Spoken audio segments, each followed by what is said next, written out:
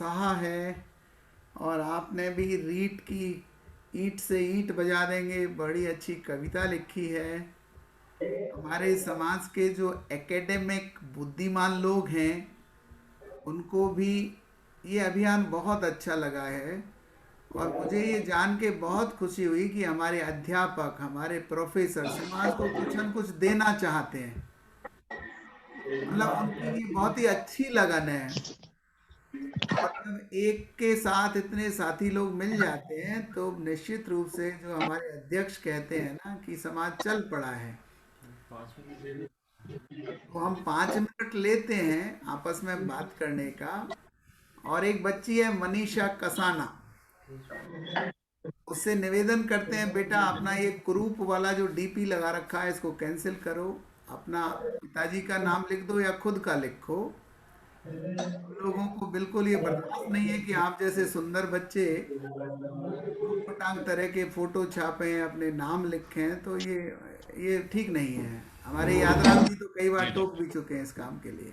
तो पूरन जी आज की क्या जी डॉक्टर तैयारी साहब है? बिल्कुल। कुछ काम करें उसके पहले मैं बता दूं, आपके आग्रह पर और बच्चों के कहने पर ही हमने धीर सिंह जी से बात की और वो तुरंत उन्होंने हाँ भी कर दी थी। उनका आज एक बहुत ही आवश्यक पारिवारिक कार्य है पर उसके बावजूद वो हमसे जुड़ेंगे। और वो जैसे ही जुड़ेंगे हम उनको 15 से 20 मिनट का जितना वो आज गाइड करना चाहेंगे। और फिर उनकी साइकोलॉजी पर अगली दफा भी पूरा 1 आवर का ले लेंगे। उन्होंने आज रिक्वेस्ट की है कि मेरे को आज कम समय देना और अगली दफा पूरा सेशन ले लेना। जी पूरन जी। जी डॉक्टर साहब बिल्कुल डॉक्टर साहब। आदरणीय असिस्टेंट प्रोफेसर देव सिंह जी बिल्कुल जिनके मिलियंस सब्सक्राइबर हैं, बहुत कीमती समय हम सबके बीच में बच्चों के लिए मोटिवेट करने के लिए उपस्थित हो रहे हैं। हम सब उनके आभारी हैं। और बिल्कुल कम समय बिल्कुल वेस्टेज करते हुए हम सीधा औपचारिकताओं को खत्म करते हुए सीधा डॉक्टर प्रोफेसर साहब को आमंत्रित करेंगे जिससे ज्यादा से ज्यादा बच्चों को लाभ मिले। जी डॉक्टर साहब। गुड इवनिंग डॉक्टर साहब। Good evening Bachchan Singh ji. Good evening doctor Bachchan Singh साहब। आज की एक फैकल्टी आप भी हैं, वेलकम। सभी और कौन कौन फैकल्टी आ चुकी है पूरन जी? सभी डॉक्टर साहब प्रभुजनों हमारे प्रभुजनों को बच्चन साहब आए, बच्चन साहब जी डॉक्टर मेरा बच्चन सिंह जी सप्रेम आएंगे। नमस्कार। इंदिरा जी गुलाटी साहब ब्लॉक एजुकेशन ऑफिसर भी अभी शीघ्र ही जुड़ रहे हैं जी। और यादराम व्याख्याता साहब जी भी हिंदी लिटरेचर के वो भी शीघ्र ही उपस्थित हैं। जैसे वीर जी। सिंह जी आगे साहब सीधा हम तो आप जब तक हमारी आज की फैकल्टीज का परिचय दे दें। बच्चन सिंह जी उपस्थित हैं, डायरेक्टर अभिप्राय क्लासेस जयपुर। उनका परिचय दे दें, उनका वेलकम कर दें। और जो समय पे आगे हैं उनके समय का उपयोग करें। जी डॉक्टर साहब आज की रीट वेबिनार में आदरणीय प्रोफेसर आर के साहब, डॉक्टर साहब रूप सिंह जी सभी जी के निर्देशानुसार आज के हमारे रीट के मुख्य अतिथि असिस्टेंट प्रोफेसर धीर सिंह धाबाई जी, जिनके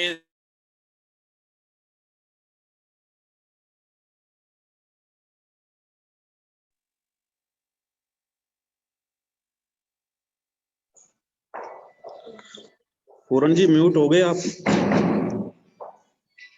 पूरन जी आपका खोल लीजिए, आपका म्यूट है। पूरन जी आपका माइक खोल लीजिए प्लीज। जी सर जी डॉक्टर साहब जी। कैरी आदरणीय ऑन आर करें। के साहब के निर्देशानुसार, डॉक्टर रूप सिंह जी के निर्देशानुसार आज की जी कैप की वेबिनार रीट वेबिनार में सभी उपस्थित महानुभावों का बहुत बहुत स्वागत जी। आज के हमारे अतिथि असिस्टेंट प्रोफेसर देव सिंह जी जो चूरू कॉलेज में है और रीट में मोटिवेशनल क्लासेज साथ में साइकोलॉजी की जिनके मिलियंस सब्सक्राइबर हैं और बहुत कीमती समय हमारे बीच में बच्चों के लिए निकाल रहे हैं। जी, डॉक्टर बच्चन सिंह जी, डायरेक्टर अभिप्राय ग्रुप जयपुर भी हमारे बीच में आ गए हैं, उनका भी बहुत बहुत स्वागत है। इंदिराज जी ग्राटी साहब, ब्लॉक एजुकेशन ऑफिसर बानसूर, भी हमें हमारे बच्चों को मार्गदर्शन देंगे। और श्रीमान यादराम जी, व्याख्याता साहब, हिंदी लिटरेचर भी हमारे बच्चों को रीट में बताएंगे, बातें बताएंगे। मैं सारी औपचारिकताएं खत्म करते हुए मैं सीधा आमंत्रित करता हूं डॉक्टर प्रोफेसर साहब धीर सिंह जी को, जिनका फिर कीमती समय हमने लिया है। और जी, सबसे पहले मैं प्रोफेसर साहब धीर सिंह जी को आमंत्रित करता हूं कि आए और हम सब बच्चों को, हमारे देखिए, बच्चों मैं को दो शब्द मोटिवेट बोलना करें। जी चाहूँगा धीर सिंह जी की विनम्रता के बारे में, कि एक तो वो पहले ही कॉल पर आपके लिए क्लास लेने के लिए तैयार हो गए, और ये पहली क्लास नहीं है, भविष्य के लिए भी समाज के लिए वो समय देने को तैयार हैं। एक ऐसा बहुत लेखक, स्वागत सर, बहुत स्वागत। ऐसा लेखक जिसके 2 लाख से ज़्यादा यूट्यूबर्स हों, जिसके कम से कम सैकड़ों लोग एसडीएम और आरएएस बन चुके हों, जिनकी पुस्तक की सेल, जिनके द्वारा लिखी हुई पुस्तक राजस्थान में टॉप 2 और 3 में चल रही हो, हमारे बीच में ऐसे विद्वान साथी को पाके हम बहुत ही गौरवान्वित हैं। और मैंने उनसे रिक्वेस्ट किया कि आज आप कम समय में गागर में सागर भर दें, और हम आपका पीछा नहीं छोड़ेंगे, आपसे बीच बीच में समय ज़रूर लेंगे। तो धीर सिंह जी धाबाई साहब, यू आर वेलकम, आपका बहुत बहुत स्वागत है। और बच्चों की रिक्वेस्ट पे आज बुलाए हैं, तो हम तो आपको बार बार जब भी समय होगा ज़रूर आपकी क्लास खुद के लिए भी, और हमारे दूसरे मित्र दूसरे समाजों में भी आपके साइकोलॉजी के ज्ञान का फ़ायदा उठाएं।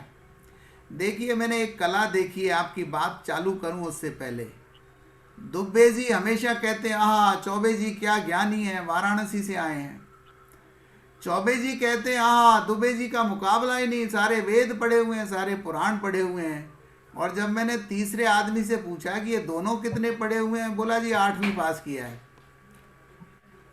परंतु ज्ञानियों का ज्ञान देखिए, वो हमेशा अपने एक दूसरे का मान बढ़ाने के लिए सदैव तत्पर रहते थे। तो समाज से हमें सीखनी चाहिए। हमारे पास तो हीरे हैं, हमारे अपने लेक्चरर, अपने टीचर, अपने प्रिंसिपल, इनकी ख्याति हमें दूसरे समाजों में भी, अपने शैक्षिक संगठनों में भी बहुत बहुत बढ़े। इसी कामना के साथ धीर सिंह जी, आपका वेलकम है। सर बहुत बहुत धन्यवाद आपको। मेरी आवाज आप लोगों तक पहुंच पा रही है? जी, आ रही है, बहुत साफ आ रही है। बहुत बहुत धन्यवाद रूप सिंह जी। मैं आपसे बहुत प्रभावित हूं, क्योंकि आप जैसे सम्मानित जनों ने इस समाज को एक, और आज के युवा को एक जो नई उड़ान देने की प्रयास किया है, कोशिश की, और जिस मुहिम में आप लोग जुटे हैं, सबसे पहले तो मैं आपकी पूरी जीकेप टीम को बहुत बहुत धन्यवाद देता हूँ। राम कुमार जी तो खैर आदर्श हैं ही, उनकी तो बात ही क्या करनी। बाकी प्रत्येक उस सदस्य जो हमारे समाज के इस नौजवान युवा को जगाने में प्रयास कर रहा है, उस युवा को शिक्षा की मुख्य धारा से जोड़ने में प्रयास कर रहा है, चाहे वो शुरुआत और बड़ा आंदोलन कर्नल साहब ने किया, लेकिन आज हम छोटे छोटे एक कड़ी के रूप में मिलकर इस समाज को एक नई दिशा दे रहे हैं। वो अपने आप में समाज के लिए और हमारे समाज के आने वाली युवा पीढ़ियों के लिए एक बहुत बड़ा गौरव का विषय है। चूंकि समय की थोड़ी व्यस्तता है, लेकिन फिर भी मैंने हमेशा कहा है कि समाज के लिए, समाज के हर बच्चे के लिए जितना मेरे से हो पाएगा मैं उतना प्रयास करूंगा। और मैंने तो ये भी कहा है कि रूप सिंह जी, जब आपको लगे कि समाज का कोई बच्चा गरीब है, अभावग्रस्त है, और उसको मनोविज्ञान की चाहे तो निःशुल्क पुस्तकें चाहिए या मनोविज्ञान की निःशुल्क कोचिंग चाहिए, मैं हमेशा से उस बच्चे के लिए तत्पर रहूंगा, अपने समाज के लिए। कम से कम मेरा, क्योंकि समाज ने मुझे बहुत कुछ दिया है, तो मेरा भी कर्तव्य बनता है कि मैं समाज के लिए कुछ करूं। क्योंकि आज हम लोग रिट को लेकर चर्चा कर रहे हैं। अब रिट अपने आप में एक इतनी बड़ी भर्ती है, भर्ती की घोषणा स्वयं मुख्यमंत्री जी ने की है, और जिस भर्ती को लेकर पूरा राजस्थान इस प्रकार से माहौल बनाया गया है कि रिट एक ऐसा लग रहा है कि आईएएस से कम एग्जाम नहीं है। और चूंकि एक बहुसंख्यक बच्चा इसमें शामिल हो रहा है, तो स्वाभाविक है कि एक आम परिवार का बच्चा उम्मीद करता है कि मेरा इस बड़ी भर्ती में सिलेक्शन हो, और होना भी चाहिए साहब। 30,000 की भर्ती और इतनी बड़ी भर्ती में यदि हम कहीं सिलेक्शन नहीं लेते हैं तो निश्चित रूप से मुझे लगता है कि कहीं ना कहीं हमारे अंदर कमी है। तो मैं आज बहुत शॉर्ट में 2 से 4 बातों पे बात करूंगा। मैं मनोविज्ञान की भी बात करूंगा। मैं बात करूंगा कि समाज का युवा इस कम समय में, यानी 70 दिन बचे हैं, 72 या 3 डेज बचे हैं शायद, अब क्या 72 3 डेज में एक नया बच्चा तैयारी कर सकता है क्या? सबसे सिंपल सी बात बोलूंगा, किसी भी एग्जाम का सिलेक्शन मुश्किलें जिंदगी में कुछ भी नहीं, मुश्किलें जिंदगी में कुछ भी नहीं, फिर भी हम इरादे तोड़ देते हैं। अगर सच्चे दिल से चाहत हो कुछ पाने की तो सितारे भी जमी छोड़ देते हैं, सितारे भी जमी छोड़ देते हैं। शुरुआत हमें ये करनी है कि मैं कर सकता हूं, आई कैन डू इट। और यदि आपने ये सोच लिया कि मैं कर सकता हूं, मुझे लगता है कि समाज का कोई भी बच्चा कुछ भी कर सकता है। तो सबसे पहली जरूरी चीज जो है वो ये है कि हमें ये सोचना है कि इन 30,000 में से चाहे 20 लाख लोग शामिल हों, चाहे 15 लाख लोग शामिल हों, सबसे इंपॉर्टेंट चीज ये होगी कि मेरी एक सीट है और मैं इस सीट को लेके जाऊंगा। तो पहला और इंपॉर्टेंट काम ये करना है, पॉजिटिवली आप लोगों को ये सोचना है कि मैं कर सकता हूं, यानी डर दिमाग से निकाल देना है। मैं हमेशा कहता हूं मनोविज्ञान में, जब तक आपके मन में भय रहेगा तब तक कुछ नहीं कर सकते। भय नहीं होना चाहिए लेकिन उत्तेजना होनी चाहिए। उत्तेजना आपको लक्ष्य की ओर प्रेरित करती है, लेकिन जिस दिन आपकी लाइफ में भय आ जाएगा उस दिन आप अपने आप को गिराना शुरू कर दोगे। तो किसी भी स्टूडेंट में, चाहे वो गरीब परिस्थिति से हो, चाहे उसके पास पुस्तकें नहीं हो, चाहे उसका एकेडमिक रिकॉर्ड खराब हो, एक ही बात याद रखनी है कि वो कर सकता है। जब मेरा जैसा एक इंसान जो 10वीं क्लास में बाय ग्रेस पास हुआ और वो असिस्टेंट प्रोफेसर, वो स्कूल लेक्चरर में राजस्थान में टॉप रैंक के साथ सिलेक्ट हो सकता है, जो साइकोलॉजी में 9 किताबें लिख सकता है, तो आप क्यों नहीं कर सकते? तो सिंपल सी पहला स्टेप यही है, अपने अंदर मन में फीलिंग रखनी है कि मैं कर सकता हूं। तो निश्चित रूप से आप दुनिया का कोई भी कंपटीशन क्यों नहीं हो, आप कर सकते हो। तो पहला कार्य है हमें यही करना है कि मैं कर सकता हूं। दूसरी चीज के ऊपर मैं आऊंगा आपके साथ कि आज का बच्चा जो है भ्रमित बहुत है, क्योंकि जब से ऑनलाइन एजुकेशन आई है तो कहीं ना कहीं ऑनलाइन एजुकेशन के बाद कहीं ना कहीं मन में एक टेंशन, तनाव जो है वो हमारे जीवन का हिस्सा बना है। तो इस ऑनलाइन एजुकेशन के वर्तमान दौर में हम अपने आप को व्यवस्थित कैसे बनाएं? जब तक आप अपने आप को व्यवस्थित नहीं बनाएंगे, जब तक एक टाइम मैनेजमेंट के साथ तैयारी नहीं करेंगे, जब तक आप स्मार्ट स्टडी का प्रयोग नहीं करेंगे, तब तक हमारा सिलेक्शन नहीं हो सकता। तो आज मैं सबसे पहले यही कहूंगा कि डरने की आवश्यकता नहीं है, अपने आप को स्मार्ट बनाएं कि जब 14 लाख 15 लाख लोग कंपटीशन की तैयारी करेंगे, इस कंपटीशन में मैं उस 14 लाख की भीड़ से अलग कैसे हूं? इसके लिए आपको कुछ स्मार्ट तरीके अपनाने पड़ेंगे। और स्मार्ट तरीका यही है कि जब रीट की तैयारी कर रहे हैं आप, तो हमें पता होना चाहिए कि रीट का एग्जाम का आयोजन कौन कर रहा है? माध्यमिक शिक्षा बोर्ड कर रहा है। और माध्यमिक शिक्षा बोर्ड की जो बुक्स हैं, आरबीएसई बोर्ड की जो बुक्स हैं, उनको आपको थोड़ा सा जो है वो याद रखना है। यानी बिना आरबीएसई बोर्ड की बुक्स के जो है वो हम इस एग्जाम में सफल नहीं हो सकते। तो सबसे पहला कार्य हमें यही करना है, आरबीएसई बोर्ड की बुक्स को लेना है। एक बढ़िया सा टाइम मैनेजमेंट हमें सेट करना है। टाइम मैनेजमेंट क्या हो? टाइम मैनेजमेंट का फंडा यही है कि बहुत से बच्चे कहते हैं कि सर 70 दिन बचे हैं, 75 दिन बचे हैं, क्या हम सिलेक्शन ले सकते हैं? मैं हमेशा एक बात बोलता हूँ, दिन में 24 घंटे होते हैं, वो सफल व्यक्ति के लिए भी है, असफल व्यक्ति के लिए है। लेकिन मैं इससे भी बड़ी बात बोलता हूं कि दिन में 24 घंटे नहीं होते, दिन में 48 घंटे भी हो सकते हैं, 90 घंटे भी हो सकते हैं। किसी भी घंटे का मैक्सिमम यूज हम कैसे करते हैं?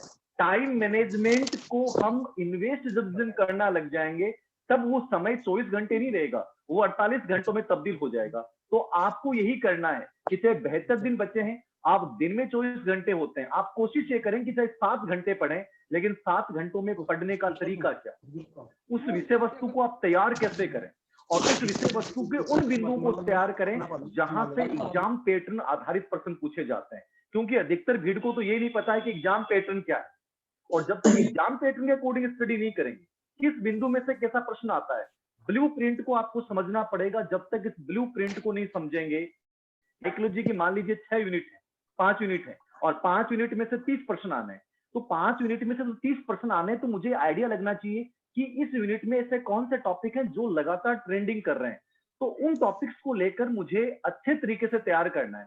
तो सबसे इंपॉर्टेंट चीज यही है कि मैं समाज के प्रत्येक उस बच्चे को ये कहना चाहूंगा, रूप सिंह जी आपके माध्यम से भी कहना चाहूंगा कि यदि हमें इस वर्तमान प्रतिस्पर्धा के दौर में टिकना है तो सबसे पहले हमें ब्लूप्रिंट स्टडी करनी पड़ेगी। हमें टाइम मैनेजमेंट के साथ ये समझना पड़ेगा कि वो चीजें महत्वपूर्ण कौन सी जिनको मैं बहुत अच्छे से करूं और बाकी चीजों को मैं इग्नोर कर सकता हूं। लेकिन वो पैटर्न आपके दिमाग में होना चाहिए। जब तक एग्जाम पैटर्न आपके दिमाग में नहीं होगा तब तक आप बहुत बेहतरीन नहीं कर सकते। याद रखना, तैयारी सभी कर रहे हैं। आज 70% बच्चे तो इस बात को लेकर अव्यवस्थित हैं कि पाठ्यक्रम क्या है। अधिकतर बच्चों को पाठ्यक्रम तक का पता नहीं। कितनी बड़ी विडंबना की बात है। बहुत से बच्चे मुझे मैसेज करते हैं, सर ये टॉपिक सिलेबस में है कि नहीं है। जब हमने पहला काम यही नहीं किया कि सिलेबस क्या है, एग्जाम पैटर्न क्या है, पूर्व एग्जाम के क्वेश्चन पेपर क्या है, जब तक इन चीजों को आप समझ नहीं पाएंगे, याद रखना आप केवल एक भीड़ का हिस्सा है।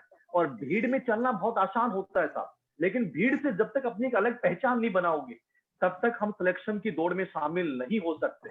तो समाज के उस प्रत्येक प्रबुद्धजन को, समाज के उस प्रत्येक विद्यार्थी को जो अपने माता पिता के सपनों को अपने दिमाग में लिए बैठा है और जिसके मन में ये तपस्या की साधना है कि मैं करके जाऊंगा, मैं नहीं कहता कि आप किसके लिए करो, अपने लिए तो कर सकते हो, अपने माँ बाप के उन सपनों के लिए तो कर सकते हो, उन सपनों के लिए जिन्होंने अपनी जिंदगी में देखे कि मेरा बेटा एक दिन कुछ करेगा। और यदि हम ऐसा नहीं कर सकते, मुझे लगता है कि शायद हम सबसे कमजोर इंसान हैं। बहुत से बच्चे मुझे कहते हैं कि सर डर लग रहा है, डिप्रेशन लग रहा है। डर और डिप्रेशन कब पैदा होता है? जब हमारी तैयारी व्यवस्थित नहीं होती है, जब हम अपने आप को मैनेज नहीं कर पाते हैं, जब हम आपको व्यवस्थित नहीं कर पाते हैं। जिस दिन अपने आप को व्यवस्थित कर लिया, जिस दिन एग्जाम पैटर्न के अकॉर्डिंग स्टडी करना शुरू कर दी, मैं कहता हूं कि आप किसी भी एग्जाम में टॉप कर सकते हो। विडंबना की बात यह है, आज का बच्चा मार्केट में जाता है लेकिन उसे ये नहीं पता होता कि कौन सी किताब बेहतरीन है। हम किताबों तक की पहचान नहीं कर पाते हैं, इसके लिए भी हम दूसरों पे डिपेंडेबल हो रहे हैं। आज के समय में तो चलो गाइडेंस है, मैं यूट्यूब चैनल के माध्यम से खूब सारा बताता हूं। आप जैसे जो प्रबुद्धजन लोग हैं वो हमारे जीकेट के माध्यम से बहुत सारे ऐसे सेमिनार करते हैं, लेकिन हमारे टाइम तो ऐसा कुछ था ही नहीं, तो हमने तो हर चीज को खोजा है। मैं कहूंगा आप लोगों के लिए गोल्डन चांस है। आज के समय में जब इतना बेहतरीन मार्गदर्शन मिल रहा है, जब इतनी सारी सुविधाएं हमें मिल रही हैं और उसके बावजूद यदि हम माता पिता के सपने को सच करने में नाकाम हो रहे हैं तो निश्चित रूप से मान के चलेगा कि हमारी कमी है। बच्चा जब भी असफल होता है बहुत सारे बहाने बनाता है कि सर टाइम कम बचा था, सर मेरे डिप्रेशन आ गया। डिप्रेशन लाने वाला कौन है? हम है। दूर करने वाला कौन है? हम है। जिंदगी में सपनों को प्राप्त करने का प्रयास करने वाले कौन है? हम है। जब हर चीज में हम हैं तो फिर आप असफलता का दायित्व भी अपने ऊपर लीजिए और कोशिश कीजिए कि मैं असफल क्यों रहूं, असफलता के कारण क्या है, उन कारणों को ढूंढ लीजिए। मैं जब 2009 में मेरी जिंदगी का पहला एग्जाम था 3rd ग्रेड का, 1500 वैकेंसी थी, मैं सफल हो गया। लेकिन मुझे इस बात का दुख नहीं हुआ कि मैं सफल हुआ, मुझे इस बात का दुख हुआ कि मैंने वो गलतियां कौन सी की। मैंने उन गलतियों को खोजा और गलतियों को खोजने के बाद 2010 में 11वीं रैंक से मैं सिलेक्ट हुआ, कॉलेज लेक्चर में 7वीं रैंक से सिलेक्ट हुआ। ये जो संघर्ष की मेरी कहानी है, इस कहानी में सबसे बड़ा योगदान ये है कि मेरे मन में ये तपस्या तो थी, मेरे मन में एक विचार तो था कि उन लोगों को गलत साबित करना है जिन्होंने कभी ना कभी आपको ये चैलेंज किया है। मेरे को बहुत सारे लोगों ने कहा कि धीर सिंह जी आपकी राइटिंग बहुत खराब, आप नहीं बन सकते। जब कोई इंसान आपको ये कह देता है कि तू ये नहीं बन सकता, मुझे लगता है कि उस समय आपके अस्तित्व पे सबसे बड़ा संकट पैदा हो गया। और उस समय तक जब तक उस इंसान की बात को आप गलत साबित नहीं कर सकते, मुझे लगता है कि हम कायर इंसान हैं, हम मुर्दा इंसान है। कोई इंसान आपके बारे में भविष्यवाणी कैसे कर सकता है कि तू नहीं बन सकता, तू नहीं कर सकता। बहुत से लोग डिमोलाइज करते हैं, लेकिन मैं हमेशा कहता हूं पुनर्बलन दोनों प्रकार का होता है, पॉजिटिव भी हो सकता है, नेगेटिव भी हो सकता है। मुझे एक टीचर ने कहा था कि कमजोर नींव पे सुंदर भवन खड़ा नहीं किया जा सकता, और बोले तू अपनी जिंदगी में कुछ बन जाएगा तो बोले मैं पढ़ाना छोड़ दूंगा। मुझे बड़ा दुख हुआ, 8वीं क्लास की बात थी, लेकिन मैंने सोचा कि उन टीचर ने अपनी बात कह दी। उनका अपना एक आकलन हो सकता है, लेकिन उस आकलन को गलत तो किया जा सकता है, और गलत किसके माध्यम से कर सकते हैं? आपके पास एक ताकत है, और वो ताकत क्या है? इच्छा शक्ति।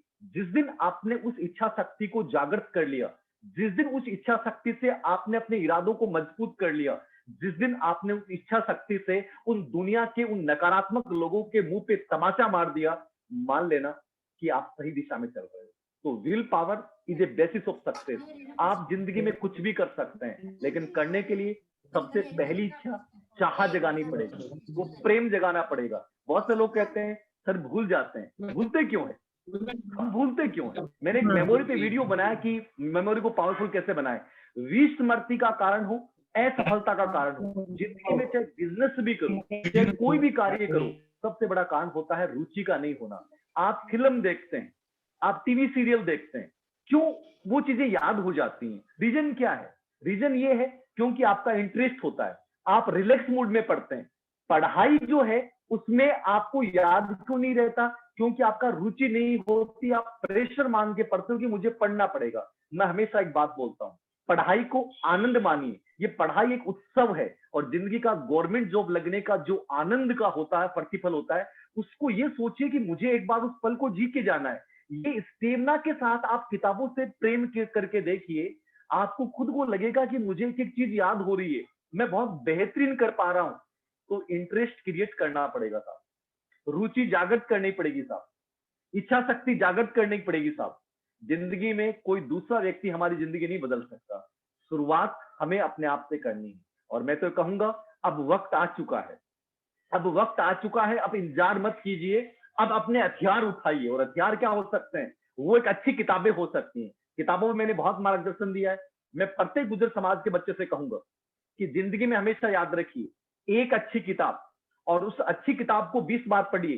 कभी भी 20 किताबों के चक्कर में मत पढ़िए। मेरी सफलता हो चाहे किसी बड़े व्यक्ति की सफलता हो, ईमानदारी से वो आदमी आपको बताएगा तो हमेशा एक ही बात बताएगा कि मैंने एक किताब को 20 बार पढ़ा है। जब तक आप एक अच्छी किताब सिलेक्ट नहीं करेंगे, जब तक उसको आप 20 बार नहीं पढ़ेंगे, जब तक आप अपने ऊपर कॉन्फिडेंस नहीं रखेंगे, जब तक आप अपने मन से डर दूर नहीं करेंगे कि मैं हार जाऊंगा, मैं फेल हो जाऊंगा, मैं फेल हो गया तो क्या हो जाएगा? क्या हो जाएगा? कुछ नहीं होगा। अरे आपकी जिंदगी है, जिंदगी छोटी हो या बड़ी हो, मैं हमेशा बोलता हूं जिंदगी छोटी हो या बड़ी हो, जी के ऐसी जानी है कि लोगों के मन पे छाप पड़ जाए। अरे हर आदमी मरता है, तय है, मुझे पता है, ये सार्वभौमिक सत्य है, फिर डरना किस बात का? मैं उस जिंदगी को ऐसा गुलाब बना के जाऊंगा ना कि उस गुलाब की महक चारों तरफ के वातावरण को इतना सुगंधित बना दे, चाहे वो समाज के लिए जीऊं, चाहे मैं राष्ट्र के लिए जीऊं, चाहे मेरे अपने माँ बाप के लिए जीऊं।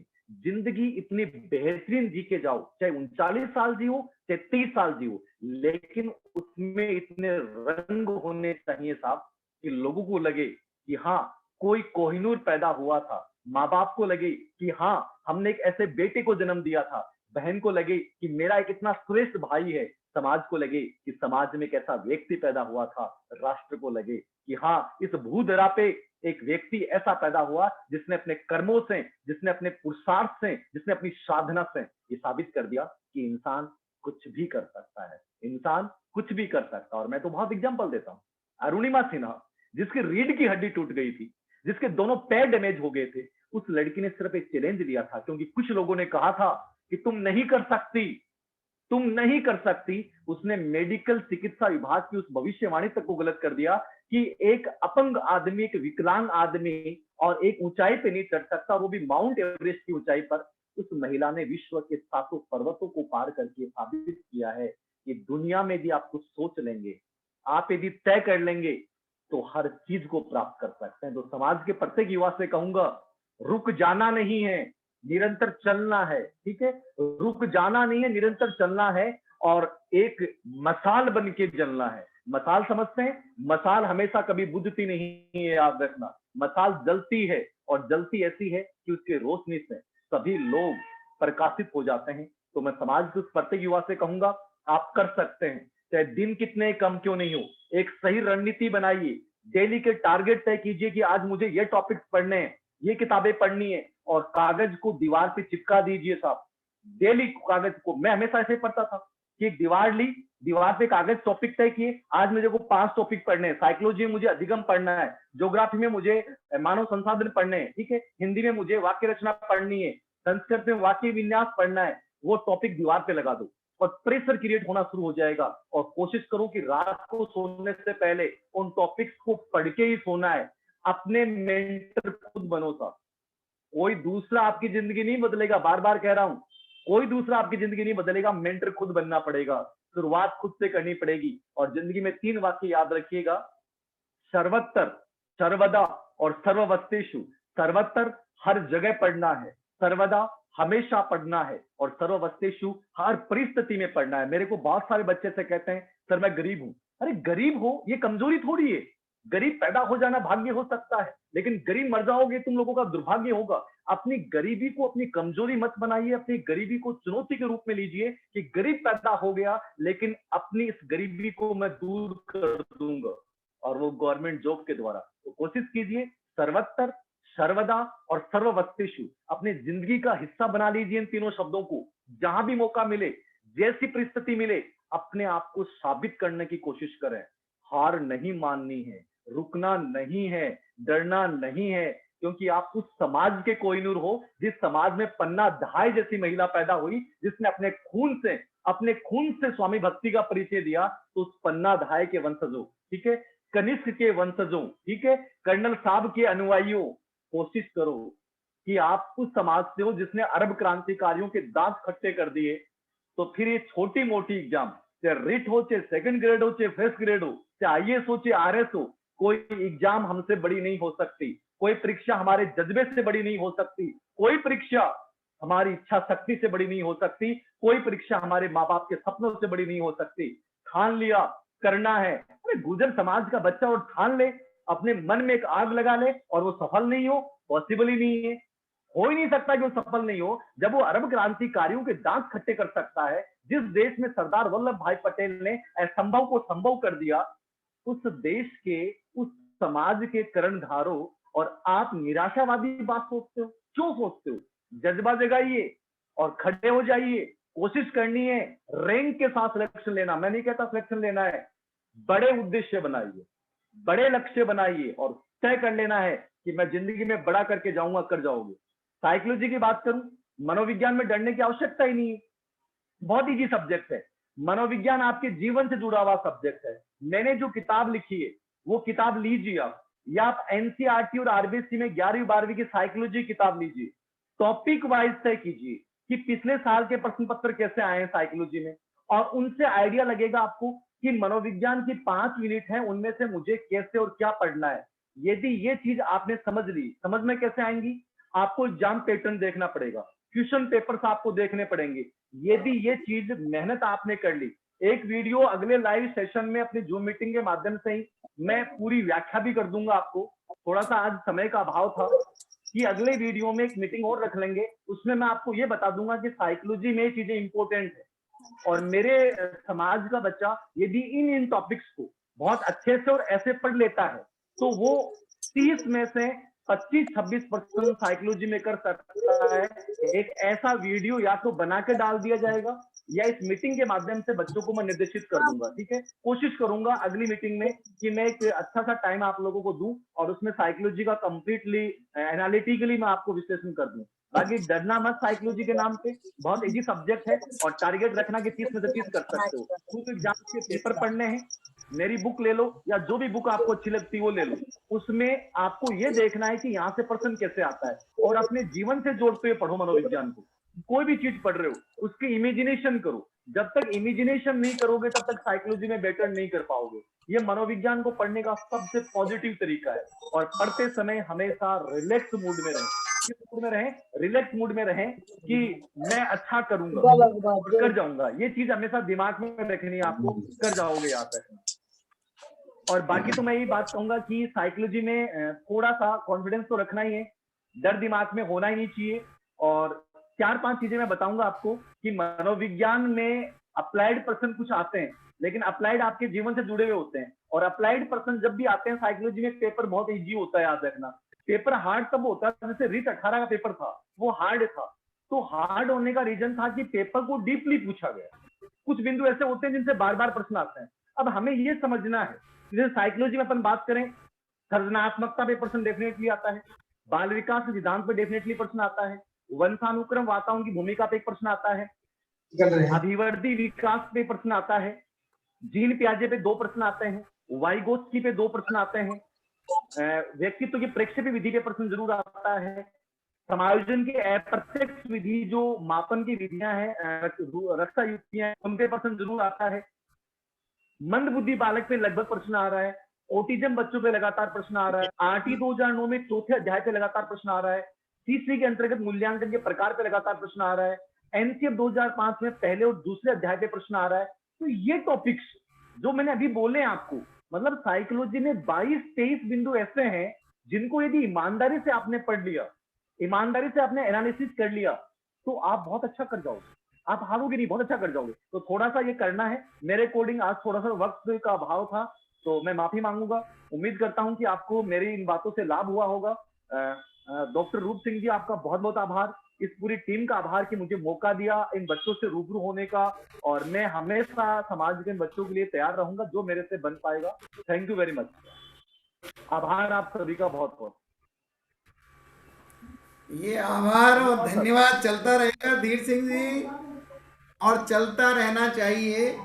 मैंने आपने किताबों के प्रश्न नोट किए और मैंने अपने समाज की साइकोलॉजी नोट की। हम 3 तरीके से बिहेव करती है ये जो रक्षक कम्युनिटी है। मुझे लगा कि एग्जाम पास करने से पहले हमारे बच्चों को खेलना बड़ा जरूरी है। जैसे ही पसीना निकलता है तो मेहनत पे टूट पड़ते हैं। थोड़ा सा इनको मेडिटेशन, पूजा पाठ, खेल ही हो जाए, और कभी कभी इनकी अंतरात्मा को जगाने के लिए एक थप्पड़ जरूरी है या एक ठोकर जरूरी है। समय ने पिछले 10 साल में हमें जबरदस्त थप्पड़ मारा है। अगर कोई महसूस करे तो जबरदस्त ठोकर लगी है। ये समाज जो डिजर्व करता है विद्वता का स्टेटस, उसमें थप्पड़ लगा है, और हमको चैलेंज दिया गया है कि अपनी विद्वता को सिद्ध करके बताइए। मुझे प्रोफेसर अशोक मेरठ यूनिवर्सिटी ने एक पत्र भेजा। 1857 की क्रांति आपके बुजुर्गों ने चालू की थी। श्रीमान जो पांडे साहब को क्रेडिट दिया जाता है, उनको तो 4 महीने पहले ही फांसी लग चुकी थी। इतिहास के गर्द में इतनी चीजें छुपी हुई हैं कि हमारे समाज के बच्चों का मनोबल बहुत टूट गया है। आपने जो बेहतरीन बात बेहतरीन अंदाज में कही है, मैं इस पैनल पर बैठे हुए सभी शिक्षकों से निवेदन करूंगा, आपका पता मैं मंगवा लूंगा, हम आपकी पुस्तकें बच्चों को भेंट के रूप में दें। हर मेले में उन पुस्तकों की प्रदर्शनी लगाएं, क्योंकि ये विश्वास ही नहीं करेंगे हमारे बच्चे कि हमारे समाज के लेखकों की पुस्तकें इतनी काबिल हैं। ये विश्वास ही नहीं करेंगे कि हमारे प्रोफेसर्स हैं। हमसे कई बार पूछते थे लोग आंदोलन के दौरान, जब मीडिया हैंडल करते थे, डॉक्टर साहब आप सच बताओ, आप गुजरी हो क्या? क्योंकि लोग एक्सपेक्ट ही नहीं करते कि हम मीठा बोल सकते हैं, विनम्र बोल सकते हैं, आदरपूर्ण तरीके से बोल सकते हैं। धीर सिंह जी, आपका बहुत बहुत धन्यवाद करता हूं कि आपने गागर में सागर भरा। आपको हम बिल्कुल इजाज़त देंगे। आपके समाज में बहुत, आपके घर में बहुत ही आवश्यक कार्य है, प्लीज़ गो अहेड। और निश्चित रूप से ये लास्ट मीटिंग नहीं है, will keep on inviting you. और मेरी आपसे आज ही चर्चा हुई कि बहुत जल्दी हम कोई ऐप बनाएंगे या कोई वेबसाइट बनाएंगे, ताकि हम आपको लगातार कांटेक्ट में रख सकें बच्चों के। उनको इस मीडिया की जरूरत ही नहीं हो। Any time they can go to Dhir Singh website and they can see you, they can talk to you. Technology friendly तो पूरन जी हमें अपने समाज के बच्चों को बनाना ही पड़ेगा। कोई एक्सक्यूज नहीं है कि नेट है या नहीं है, फोन है या नहीं है। केवल 20 किलोमीटर भी पैदल जाना पड़े और हमारे पूरन जी के पास पहुंचना पड़े, हमारे टीचर जी के पास पहुंचना पड़े, प्लीज मेरे को कनेक्ट करिए। इतनी ललक होनी चाहिए। आपने अरुणिमा का एग्जाम्पल दिया। मैं जब मेडिकल का एग्जाम देने गया था तो मुझे लिंकन की स्टोरी से बड़ी प्रेरणा मिली। कितना पैदल चल के किताब के लिए जाते थे, कितना पैदल चल के जाते थे। एक उधार की किताब भीग गई थी ऐसा कहते हैं, उसका चुकता नहीं कर सकते थे, इसलिए किसी के खेत में कटाई की। मुझे लगता है कि हमारे समाज का एक ब्लॉक और भी है। Our security is the greatest danger to us. हम मानते हैं घर में खेती हो जाएगी, दूध हो जाएगा, बापू का इतना कमाई है इसलिए पढ़ने का आ गया, नंबर तो आ गया, नहीं आया तो ही कोई बात नहीं है। So thank you very much. Please you go ahead. Puran ji, next speaker please. Thank you Dhir Singh ji, thank you so much. बहुत बहुत धन्यवाद प्रोफेसर धीर सिंह जी, आपने जोश भर दिया बच्चों में, और निश्चित उम्मीद है बच्चे अच्छे अंक लाएंगे और बहुत सारे बच्चे हमें मैसेज करेंगे कि धीर सिंह जी के आशीर्वाद से, जीकेएफ के आशीर्वाद से, हमारे सब अतिथियों के आशीर्वाद से सक्षम हुए हैं और हमें गर्व होगा। बहुत बहुत धन्यवाद सर, बहुत आपने कीमती समय दिया, बहुत बहुत धन्यवाद जी। हमारे अतिथि, आदरणीय अतिथि बच्चन सिंह जी भी हमसे जुड़ चुके हैं। आग्रह करते हैं, निवेदन करते हैं कि सब बच्चों को मोटिवेट करें और बच्चन सिंह जी हम सबको संबोधित करें जी। बच्चन सिंह जी का परिचय दे दो पूरन जी एक बार और, एकेडमिक परिचय दीजिए। नमस्कार, डॉक्टर डॉक्टर बच्चन सिंह जी, डायरेक्टर अभिप्राय the institute geography Jaipur classes चलाते हैं, और रीट नेट सभी ऑल क्लासेज ऑनलाइन और ऑफलाइन चलाते हैं जी। बहुत सारे जी। नमस्कार बच्चन सर। सिंह जी अपनी ज्योग्राफी बताएं, उससे पहले मैं अपने समाज की ज्योग्राफी बता देता हूं। इन जैसे सभी प्रोफेसर्स ने चोपड़ा आयोग को एक ज्योग्राफिक रिपोर्ट पेश की थी गुर्जर समाज की, और आरके साहब ने उसमें मुख्य लेखक थे, गाइड थे। और चोपड़ा कमीशन ये देख के दंग रह गया था कि यार 95% समाज ये पहाड़ों में, कंदराओं में, नदियों के किनारे, जंगलों में रहता है, so they deserve the highest facility of education. तो बच्चन सिंह जी ज्योग्राफी तो पढ़ाएंगे ही, और मुझे हमारे समाज से रिलेट करके भी पढ़ाएंगे। वेलकम डॉक्टर साहब, वेलकम। नमस्कार सर। आपको मेरी आवाज पहुंच रही होगी, नहीं पहुंच रही तो मुझे एक बार कमेंट कर देना। जी पहले मैं बराबर आपको बराबर। हाँ, मैं अपने एक एहतियात प्रेस पर कहना चाह रहा हूँ डॉक्टर साहब, सारे जी कैप के मेंबर, पदाधिकारी और विद्यार्थीगण, मेरे साथीगण, देखिए मैं आपके साथ तो खैर साथ नहीं लगा, लेकिन बैक पर्दे पर, पर्दे के पीछे मैंने इस मूवमेंट में, इस आरक्षण में काफी भाग लिया है। और मेरे श्रद्धेय गुरु जी आरके साहब हैं, उनको सारा कुछ पता है। इवन अपने चोपड़ा आयोग में भी मैंने बहुत सारा काम किया था उसमें, लेकिन मैं कभी ओपन नहीं आया। क्यों? मैं अपना काम करना चाहता था, करने का बस अपना काम करना, कुछ नहीं करना। तो अब मैं अपनी बात कहना चाहता हूँ। और रही बात मेरी उसकी क्वालिफिकेशंस की, तो मैं उन पर नहीं जाना। लेकिन मेरे यहाँ 2015 से मैं जयपुर में इंस्टीट्यूट चला रहा हूँ ओनली ज्योग्राफी का। ऐसी कोई एग्जाम नहीं है हायर एजुकेशन में, पीजीटी, चाहे नवोदय हो, चाहे केवीएस हो, चाहे डीएसएसबी हो, और चाहे एमपी की हो, उसमें मेरा बच्चा टॉप 5 आया है। ये रिकॉर्ड रहा है मेरा, ऑल इंडिया टॉप 5 आया है। और मैं यूट्यूब जैसे इस माध्यम से मैं बहुत कम कनेक्ट रहता हूँ। मेरा जो कनेक्टिंग है, मेरा खुद का ऑनलाइन ऐप है, खुद की वेबसाइट है, और खुद ऑफलाइन है। अभी इस समय क्लास प्लस एक बहुत बड़ा एक ऐप डेवलपर है, उसके मार्फत मैंने ऐप पर सेलिंग की थी 26 से 1 तारीख तक। तो मैं टॉप एडुकेटर सेलिंग था उसमें, 5th नंबर में मैं अपने कोर्स बेचने वाले में था, केवल ओनली ज्योग्राफी था। अब मैं यहाँ पर आना चाहता हूँ, सीधी सी बात आता हूँ सर, बच्चों के मुखातिब होना चाहता हूँ। और मेरे कई डिबेट हैं, वो आज तक न्यूज चैनल, जी न्यूज, लगभग सैकड़ों चैनल्स हैं, उन पर मेरे इंटरव्यूज हैं और मेरे डिबेट हैं, एग्जाम से रिलेटेड उन्होंने। इस मंच पर दूसरी बार मैं गुर्जर अपने समाज पर पहली बार आया उस मंच पर, तो मैं आप शुरुआत करना चाहता हूँ। देखिए साहब, मैं एक चीज कहना चाहता हूँ, जिसका रूट मजबूत है उसका फूट मजबूत है, जिसका रूट मजबूत है, जिसका फूट मजबूत है। तो यानी फ्रूट कब मजबूत होगा? जब आपकी रूट मजबूत होगा। और साहब ये रूट कब मजबूत होगी? जब सॉइल मोटी होगी। और सॉइल कब मोटी होगी? जब ढाल देखेंगे, यदि स्लोप जितना कम होगा, यानी स्लोप का मतलब आप ऐड के रहोगे ना, तो आपकी सॉइल डेवलप नहीं होगी। 90 डिग्री के एंगल पर चलोगे तो कभी सॉइल डेवलप नहीं होगी, और सॉइल डेवलप नहीं हुई तो कभी रूट डेवलप नहीं होगी, और रूट डेवलप नहीं हुई तो कैसा भी फ्रूट डेवलप नहीं होगा। तो श्रीमान, पहले तो हमें करना है, आपको रूट को मजबूत करना है। आपको रूट मजबूत हो गया तो मैं कह रहा हूँ आपकी कोई एग्जाम आपकी रहेगी नहीं। अब बात रही साहब ये कैसे होगा, बच्चों में डर रहता है। मैं कहता हूँ देखिए, सबसे पहले मैं श्री कृष्ण भगवान को याद करते एक बात कहता हूँ, योगे कर्मेशु कौशलम, यानी आपको योग करना है, आपको कर्म करना है, उसमें कौशल का ध्यान रखना है। अब कौशल का मतलब क्या होता है? एक वर्ड कौशल है, हिंदी में लिख दिया कौशल, लेकिन कौशल बहुत बड़ा वर्ड है। कौशल का मतलब होता है स्ट्रैटेजी के साथ में, आपको टेक्निकल के साथ में, आपको स्मार्ट वर्क करना है। आपको ये नहीं कि पढ़ते जाना। एक बहुत बड़े आप लोग देखते होंगे सर, और स्टूडेंट भी देखते होंगे, फिल्टर लगा दीजिए। कौशल का मतलब होता है फिल्टर लगा दीजिए। आप जो भी एग्जाम देना चाह रहे हैं, तो पहले एग्जाम देना चाह रहे हैं तो पहले आप सिलेबस लाइए। मैं अपने विद्यार्थियों से कहता हूँ, पहले आप सिलेबस है आपके पास? बोले साहब सिलेबस नहीं है आपके पास, तो आप चलिए पहले आप सिलेबस लाइए। पहला काम आपका सिलेबस है, उसके बाद दूसरी बात करूंगा। सिलेबस लेने के बाद आपके पास प्रश्न बैंक है? बोले साहब प्रश्न बैंक भी नहीं है। अरे जब आप ऐतिहासिक पृष्ठभूमि का ही पता नहीं है तो भविष्य की इमारत क्या खड़ी करोगे आप?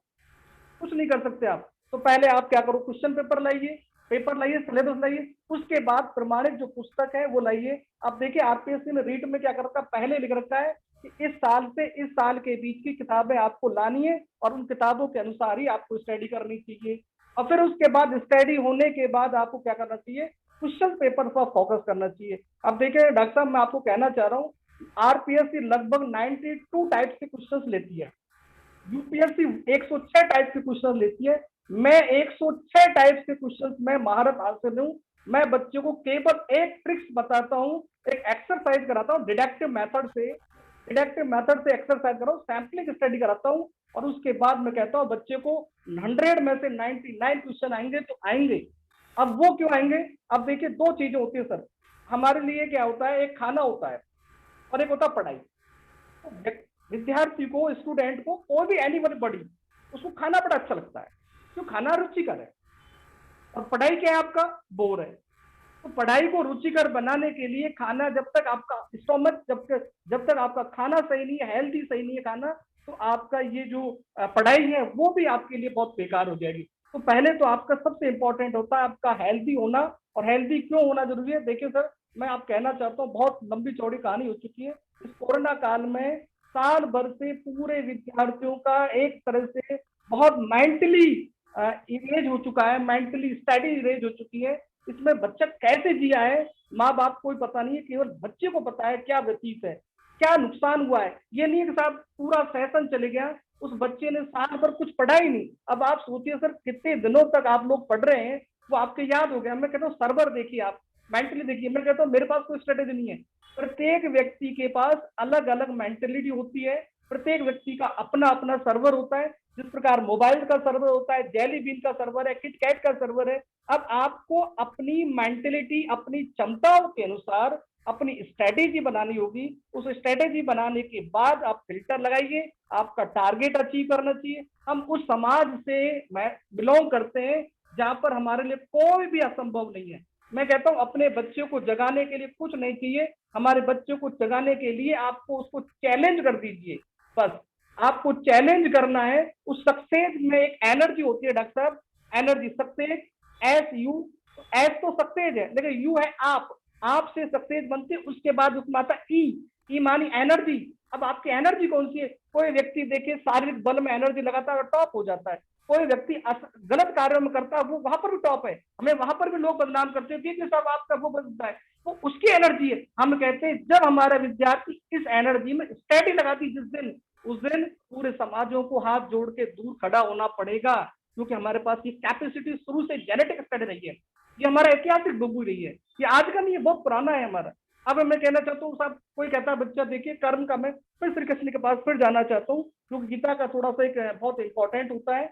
उसमें कहते हैं देखिए कर्म करो, और जिस दिन व्यक्ति कर्म करेगा तो कर्म करने से पहले उसके मन में उत्साह जागेगा, उत्साह जाग गया, और जिस दिन कर्म करता है वो कहलाता है उसका परसरार्थ। और परसरार्थ करने के बाद फल हमेशा परिणाम मिलता है। अब लेकिन स्थूल दृष्टि से तो क्या होता है, काफी दिनों के बाद मिलता है, लेकिन सूक्ष्म दृष्टि से, आध्यात्मिक दृष्टि से आपका परिणाम आपके हृदय में उसी दिन फलित हो जाता है जिस दिन व्यक्ति परसरार्थ करता है। तो परसरार्थ क्या करना, आपको स्ट्रेटेजी पढ़ना है। अब मेरे पास कई विद्यार्थी कहते हैं सिलेबस क्या है, कई तरह सिलेबस को समझ नहीं पा रहे लोग, तो साहब हिंदी ट्रांसलेट कीजिए। अरे हिंदी क्या, इंग्लिश में पढ़िए पहले उसको, सिलेबस को, और फिर अपने टीचर्स, अपने संबंधित जो भी आपके सीनियर्स हैं, जो विशेषज्ञ, उनसे आप बात कीजिए। आप इधर उधर की बातों बिल्कुल नहीं बहराएं, अपने माइंड को बिल्कुल एक ही दिशा में रखें।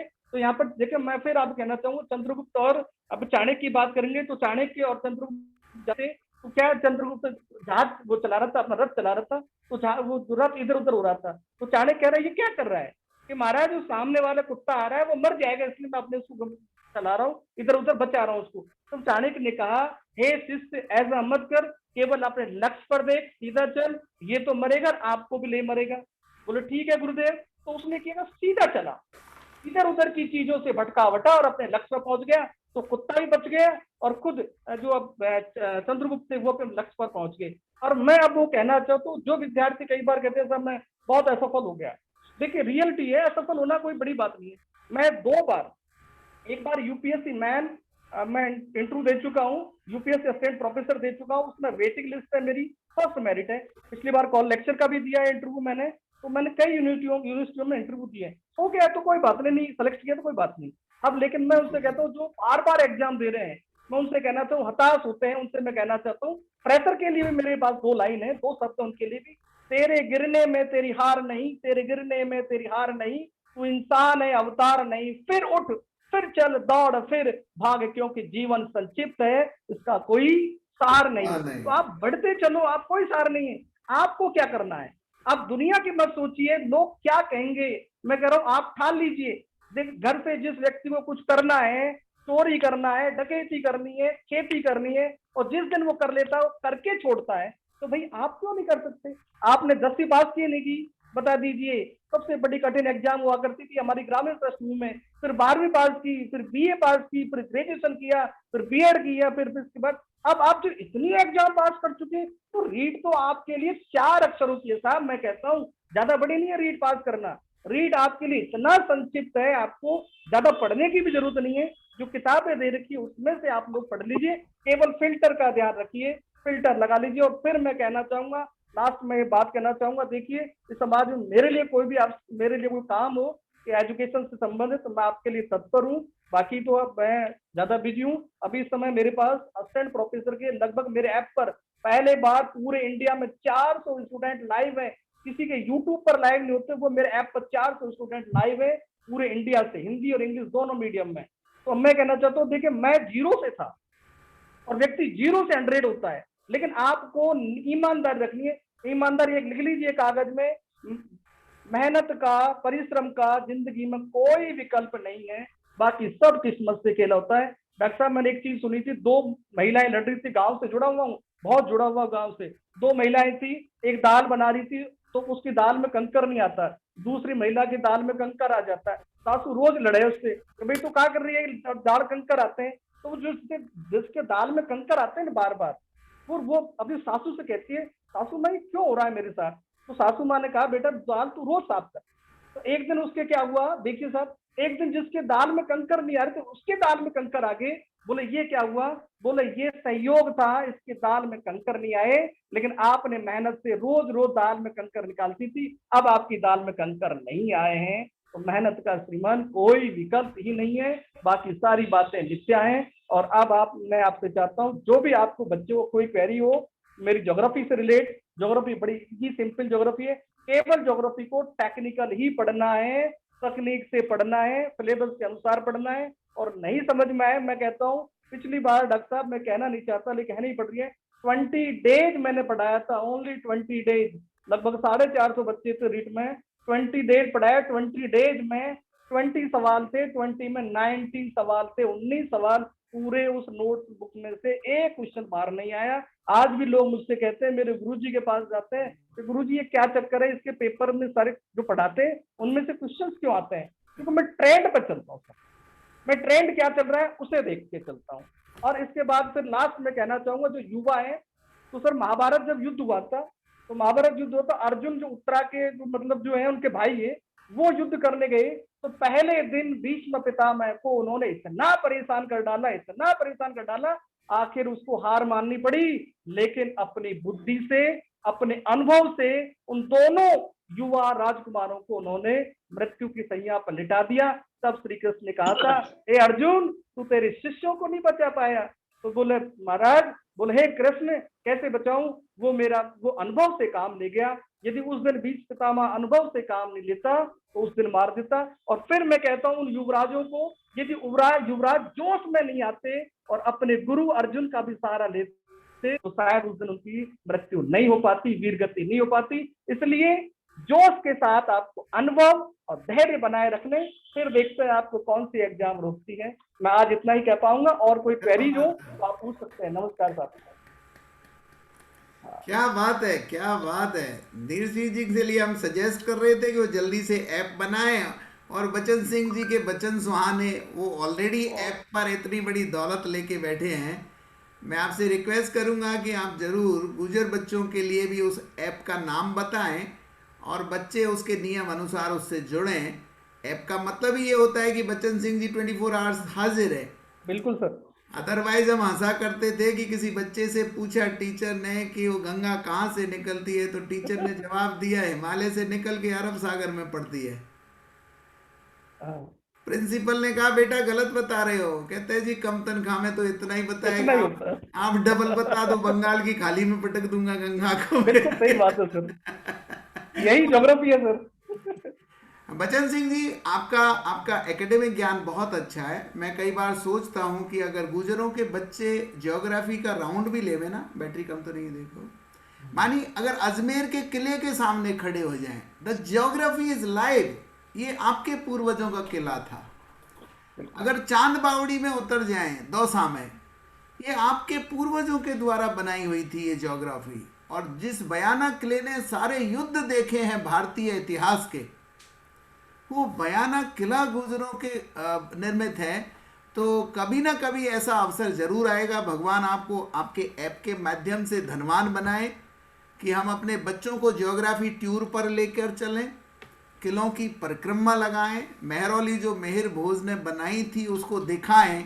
तो एक बात जो आप लोग कह रहे थे कि पढ़ाई से प्रेम करो, जब ये देख लेंगे ना ज्योग्राफी को, अपने आप प्रेम हो जाएगा, अपने आप प्रेम हो जाएगा।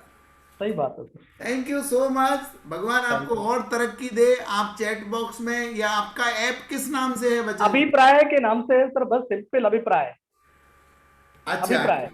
Very good very good. और कैसे उसको उसको लोग डाउनलोड कर सकते हैं? आप उस पर गूगल उस पर जाइए, स्टोर पर, गूगल प्ले पर जाइए, आराम से निःशुल्क है। अच्छा, वहां पर वो निःशुल्क है। और उसकी हाँ। कोई मेंबरशिप वगैरह है या कोई मेंबर नहीं, फ्री है सर, सब कुछ फ्री है। तो केवल कोर्सेज महंगे हैं, कोर्सेज जब परचेज करेंगे तो महंगे हैं। पूरन जी फ्री में लाइब्रेरी दे दी आपने बच्चों को, हैं? बच्चन सिंह जी से फ्री में लाइब्रेरी दे दी। और मैंने अलवर में भी इमरान से बात की थी, हमारे ऐसे बहुत सारे मित्र दूसरी कम्युनिटीज़ में भी होंगे जो अपने एप्लीकेशंस की असेस हमारे बच्चे बच्चियों को दे देंगे। जीकेप ने अगर कोशिश की तो कामयाबी ज़रूर ज़रूर मिलेगी। Next. Thank you so much Bachchan ji, thank बहुत यू बहुत धन्यवाद डॉक्टर बच्चन सिंह जी, बहुत बहुत धन्यवाद।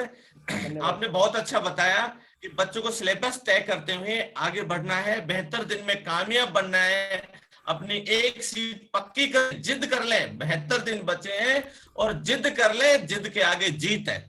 जीत और हार आपकी सोच पर निर्भर करती है। मान लो तो हार होगी और ठान लो तो जीत होगी। 72 दिन में हमारे बच्चे जिद कर ले, तय कर ले, मुझे एक सीट निकालनी है, अच्छे अंकों से निकालनी है, मेरे वर्ग विशेष में नहीं, मुझे जर्नल में जाके निकालनी है। बच्चे निश्चित निकाल पाएंगे। उनके हर संभव के लिए, हर मदद के लिए हमारा पूरा जीकैप और आप जैसे विद्वान खड़े हैं कदम से कदम मिलाते हुए। जी, मैं हमारे अन्य आमंत्रित करूं, उससे पहले हमारे पिछले रीट में टॉप नंबर लाने वाले, रीट की ईंट से ईंट बजाने वाले हमारे भाग सिंह जी अध्यापक जी, रीट में पिछली बार 135 नंबर लेके आए हैं। मैं बहुत बहुत धन्यवाद देता हूं और साथ में उनको आमंत्रित भी करता हूं कि एक बार अपना पूरा बच्चों को पूरा समझाएं कि कौन से वर्ग में, कौन से पेपर में 1 2 3 4 पूरा वर्णन करते हुए बच्चों को समझाएं। जी भाग सिंह जी, आवाज सुन रहे? अपना म्यूट खोलिए। भागचंद जी, भाग्य बने का फॉर्मूला बताइए ना, भाग्य कैसे बनाए ये फॉर्मूला बताइए भागचंद जी। नमस्ते सर। नमस्कार नमस्कार भागचंद जी।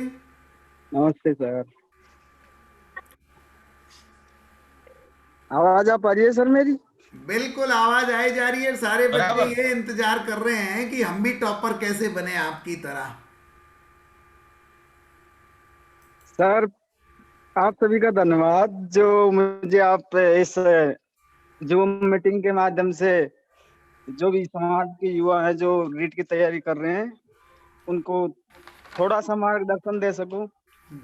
जो मैंने अपनी तैयारी में जो जो स्टेप फॉलो की थी उनके बारे में थोड़ी सी जानकारी दूंगा सर मैं। सबसे पहले तो सर मेन चीज है सिलेबस। सबसे पहले सिलेबस की प्रिंट आउट निकलवा के अपने पास रखो और उससे एक बार पढ़ो अच्छी तरीके से।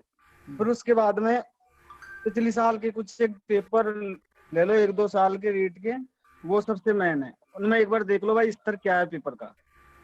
फिर उसके बाद में सर सिलेबस को अच्छी तरीके से पढ़ लिया और उसके बाद में आपको रणनीति बनानी है डेली की। अब मुझे डेली जैसे हिंदी, मनोविज्ञान, अंग्रेजी और ऐसे इसमें से ये टॉपिक है फिक्स। रोज की रणनीति बनाओ और जो भी पढ़ो मतलब इतनी उससे पढ़ो कि मतलब एक अंदर ऐसा जोश होना चाहिए कि भाई मैं ये रीट के एग्जाम दे क्यों रहा हूँ, मैं नौकरी लगना क्यों चाहता हूँ। अगर इसका आपके पास में कारण है, उसका जवाब मिल जाएगा कि भाई मैं क्यों करना चाहता हूँ, कुछ तो वजह है, उसको हमेशा दिमाग में रखो। मुझे क्यों बनना है, टीचर ही क्यों बनना है। यदि आपके दिमाग में ये हमेशा रहेगा ना तो आपको मतलब एक्स्ट्रा एनर्जी और देगा कि मुझे बनना है, मेरा मतलब कुछ तो कारण है, मैं इसलिए इसकी तैयारी कर रहा हूँ। हो सकता है वो सामाजिक प्रतिष्ठा भी हो, आर्थिक स्थिति मजबूत करने के लिए भी, या फिर और भी देश की सेवा करने के लिए। कुछ न कुछ तो अपने मन के अंदर होगा भाई हम इसलिए टीचर बनना चाह रहे हैं। तो सबसे मेन चीज ये हमेशा दिमाग में बस ये मैं क्यों बनना चाह रहा हूँ टीचर। उसके बाद में सर अगली स्टेप ये है, अब जो भी चैप्टर पढ़ रहे हो मनोविज्ञान में, जैसे अधिगम पढ़ रहे हो ना, तो अधिगम को अच्छी तरीके से पहली बार पढ़ो और उसके बाद में आप कम से कम 50% उस अधिगम से संबंधित हल करो पढ़ने के बाद में, कम से कम 50। उसके बाद में सर आप एक रजिस्टर रखो साथ में, जैसे पढ़ते हो आप तो मतलब जो भी आपको कठिन लाइन लगे भाई ये मुझे पहली बार में याद नहीं हो पा रही है, तो इसे थोड़ा सा चैप्टर में लिख ले अपनी शॉर्ट भाषा में, जो आप समझ जाए, बाद में रिवीजन करें उस टाइम। ज्यादा बड़ी लैंग्वेज ही नहीं लिखनी है भाई पूरा ही पार्ट लिख दिया, केवल शॉर्ट जो आपको याद नहीं रह सकता अगली बार भी, तो उसे अगली बार समझने के लिए। उसके बाद में सर पूरे चैप्टर को पढ़ने के बाद आप विभिन्न माध्यमों से ये हल कर लिया, या तो एक ही किताब के माध्यम से नहीं करना है प्रश्न 50 हल, विभिन्न माध्यमों से, विभिन्न बुक से ले सकते हो या ऑनलाइन माध्यम से भी ले सकते हो। आप पेपर हल करो मतलब हर चैप्टर के। सबसे मैंने तो यही स्ट्रेटेजी फॉलो की थी कि मैं जो चैप्टर पढ़ता उसके कम से कम 50% निकालता था मैं। फिर उसके बाद में जो भी वीकली मतलब आपने जो भी सप्ताह में जितना भी चैप्टर पढ़ा है उसे लास्ट में रविवार को स्पेशल केवल रिवीजन के लिए छोड़ दो। सिर्फ मैंने जो पूर्व सप्ताह में जो भी पढ़े हैं ना उनको सिर्फ मुझे रिवीजन करना है इस सप्ताह में, इसके अलावा और मुझे कुछ भी नहीं करना है। तो क्या है, जो पूर्व में पढ़ा हुआ है जो थोड़ा और मजबूत हो जाएगा। मतलब अगर अपन कंटिन्यू चलते रहेंगे पढ़ते रहेंगे तो वो ये पीछे से भूलते जाएंगे और कोई मतलब नहीं रहेगा उसका। तो क्या एक बार सप्ताह में आप बीच में केवल रिवीजन के लिए निकालो उसको, एक संडे फिक्स कर लो भाई मुझे संडे को केवल रिवीजन करना है और जो चैप्टर पढ़े हैं उनका रिवीजन का कुछ एक्स्ट्रा मतलब क्वेश्चन वगैरह हल कर लूं। फिर उसके बाद में सर और ये भी नहीं करना है कि आपको अगर आप 18 घंटे पढ़ रहे हो या 15 घंटे पढ़ रहे हो या 12 घंटे पढ़ रहे हो, मैं तो ये कहता हूँ आप जितना पढ़ो ना भले 8 घंटा पढ़ो। मैं खुद है ना 7 से 8 घंटा पढ़ा हूँ, पर मैं ऐसे पढ़ता था, मैं सुबह मतलब 5 बजे जग के लगभग 11-12 बजे तक कंटिन्यू पढ़ता था। बीच में मतलब अलग ब्रेक ले लेता था 10 या 15 मिनट का, पर मैं ये नहीं करता था कि मैं 1 घंटा पढ़ लिया फिर 1 घंटा बाद में पढ़ रहा हूँ। मैं लगातार पढ़ता था ना, 5 घंटे पढ़ता था और वही मेरी पढ़ाई काम में आई डेट में। मैं ऐसे रात में पढ़ता था, वो कोई मतलब नहीं था, दिमाग घुसता नहीं था, सिर्फ वो 5 घंटे की मेरे लिए पर्याप्त थी जो लगातार मैं पढ़ता था वो। और मतलब मैं ये कहता हूँ ज्यादा भी नहीं पढ़ना चाहिए, अपना दिमाग की जितनी क्षमता हो उतना ही पढ़े और बीच में नींद भी जरूर ले। नींद सबसे इम्पोर्टेंट मानता हूँ मैं जैसे पढ़ता हूँ 5 घंटे तक लगातार पढ़ा, मैं उसके बाद में नहा धो के सो जाता था, फिर वापस जग के थोड़ा माइंड फ्रेश हो जाता था सोने के बाद में। तो क्या दिमाग में जो पढ़ा है अपने पूर्व में वो थोड़ा व्यवस्थित भी हो लेता है जब तक, फिर वापस पढ़ता था तो क्या 1 घंटे की नींद के बाद में थोड़ा फ्रेश महसूस होता था। इस वजह से 1-2 घंटे निकाल उसके बाद में किसी चीज, तो अगर आपके अंदर कई चीज होती है तो कई रुचि होती है। मैं क्या है, मेरा एक हॉबी है, मैं जब भी पढ़ता हूँ तो पढ़ने से पहले क्या है मैं एक नक्शा बनाता हूँ, मेरी इच्छा है बनाता हूँ। ऐसी आपकी रुचि पढ़ाई के प्रति, तो ऐसा कोई पर्सनल हो सकता है कोई भी। फिर उसके बाद में सर एक खाना मतलब आपका संतुलित होना चाहिए बिल्कुल। ये नहीं है कि आपने 5 रोटी खा ली या 4 रोटी खा ली, लिमिटेड हो जो आप जितना आप सकती है। बढ़िया मोबाइल तैयारी करके आएंगे।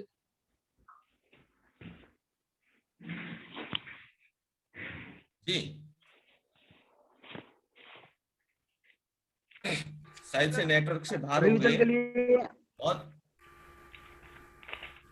बहुत आवाज आ पा रही है सर मेरी? आप आ रही है, कुछ बच्चे बात कर रहे थे, भाग सिंह जी बता रहे हैं कितनी रोटी खानी चाहिए। जी नहीं, वैसे ज्यादा रोटी खाने से नींद आती है और मतलब अपना मन बिल्कुल आलसी हो जाता है, इसलिए कम खाओ पर बार बार खाते रहो। वैसे 2 घंटे बाद में खा लो, 3 घंटे बाद में खा लो, रुक रुक के खा लो, एकदम नहीं ऐसे पूरी मत ठूसो। इससे क्या नशा चढ़ जाएगा शरीर में, फिर नींद आना स्टार्ट हो जाएगी, आलस आएंगे, पढ़ाई में मन नहीं लगेगा। और मैं ये भी नहीं कहता हूँ आप सारी रात जग के पढ़ो, आप जब भी पढ़ो ना, मैं तो ये मानता हूँ सुबह जग के पढ़ो, सबसे फ्रेश बिल्कुल। जो दिन की बड़बड़ाहट रहती है वो तो रात में सोने के बाद में खत्म हो जाती है।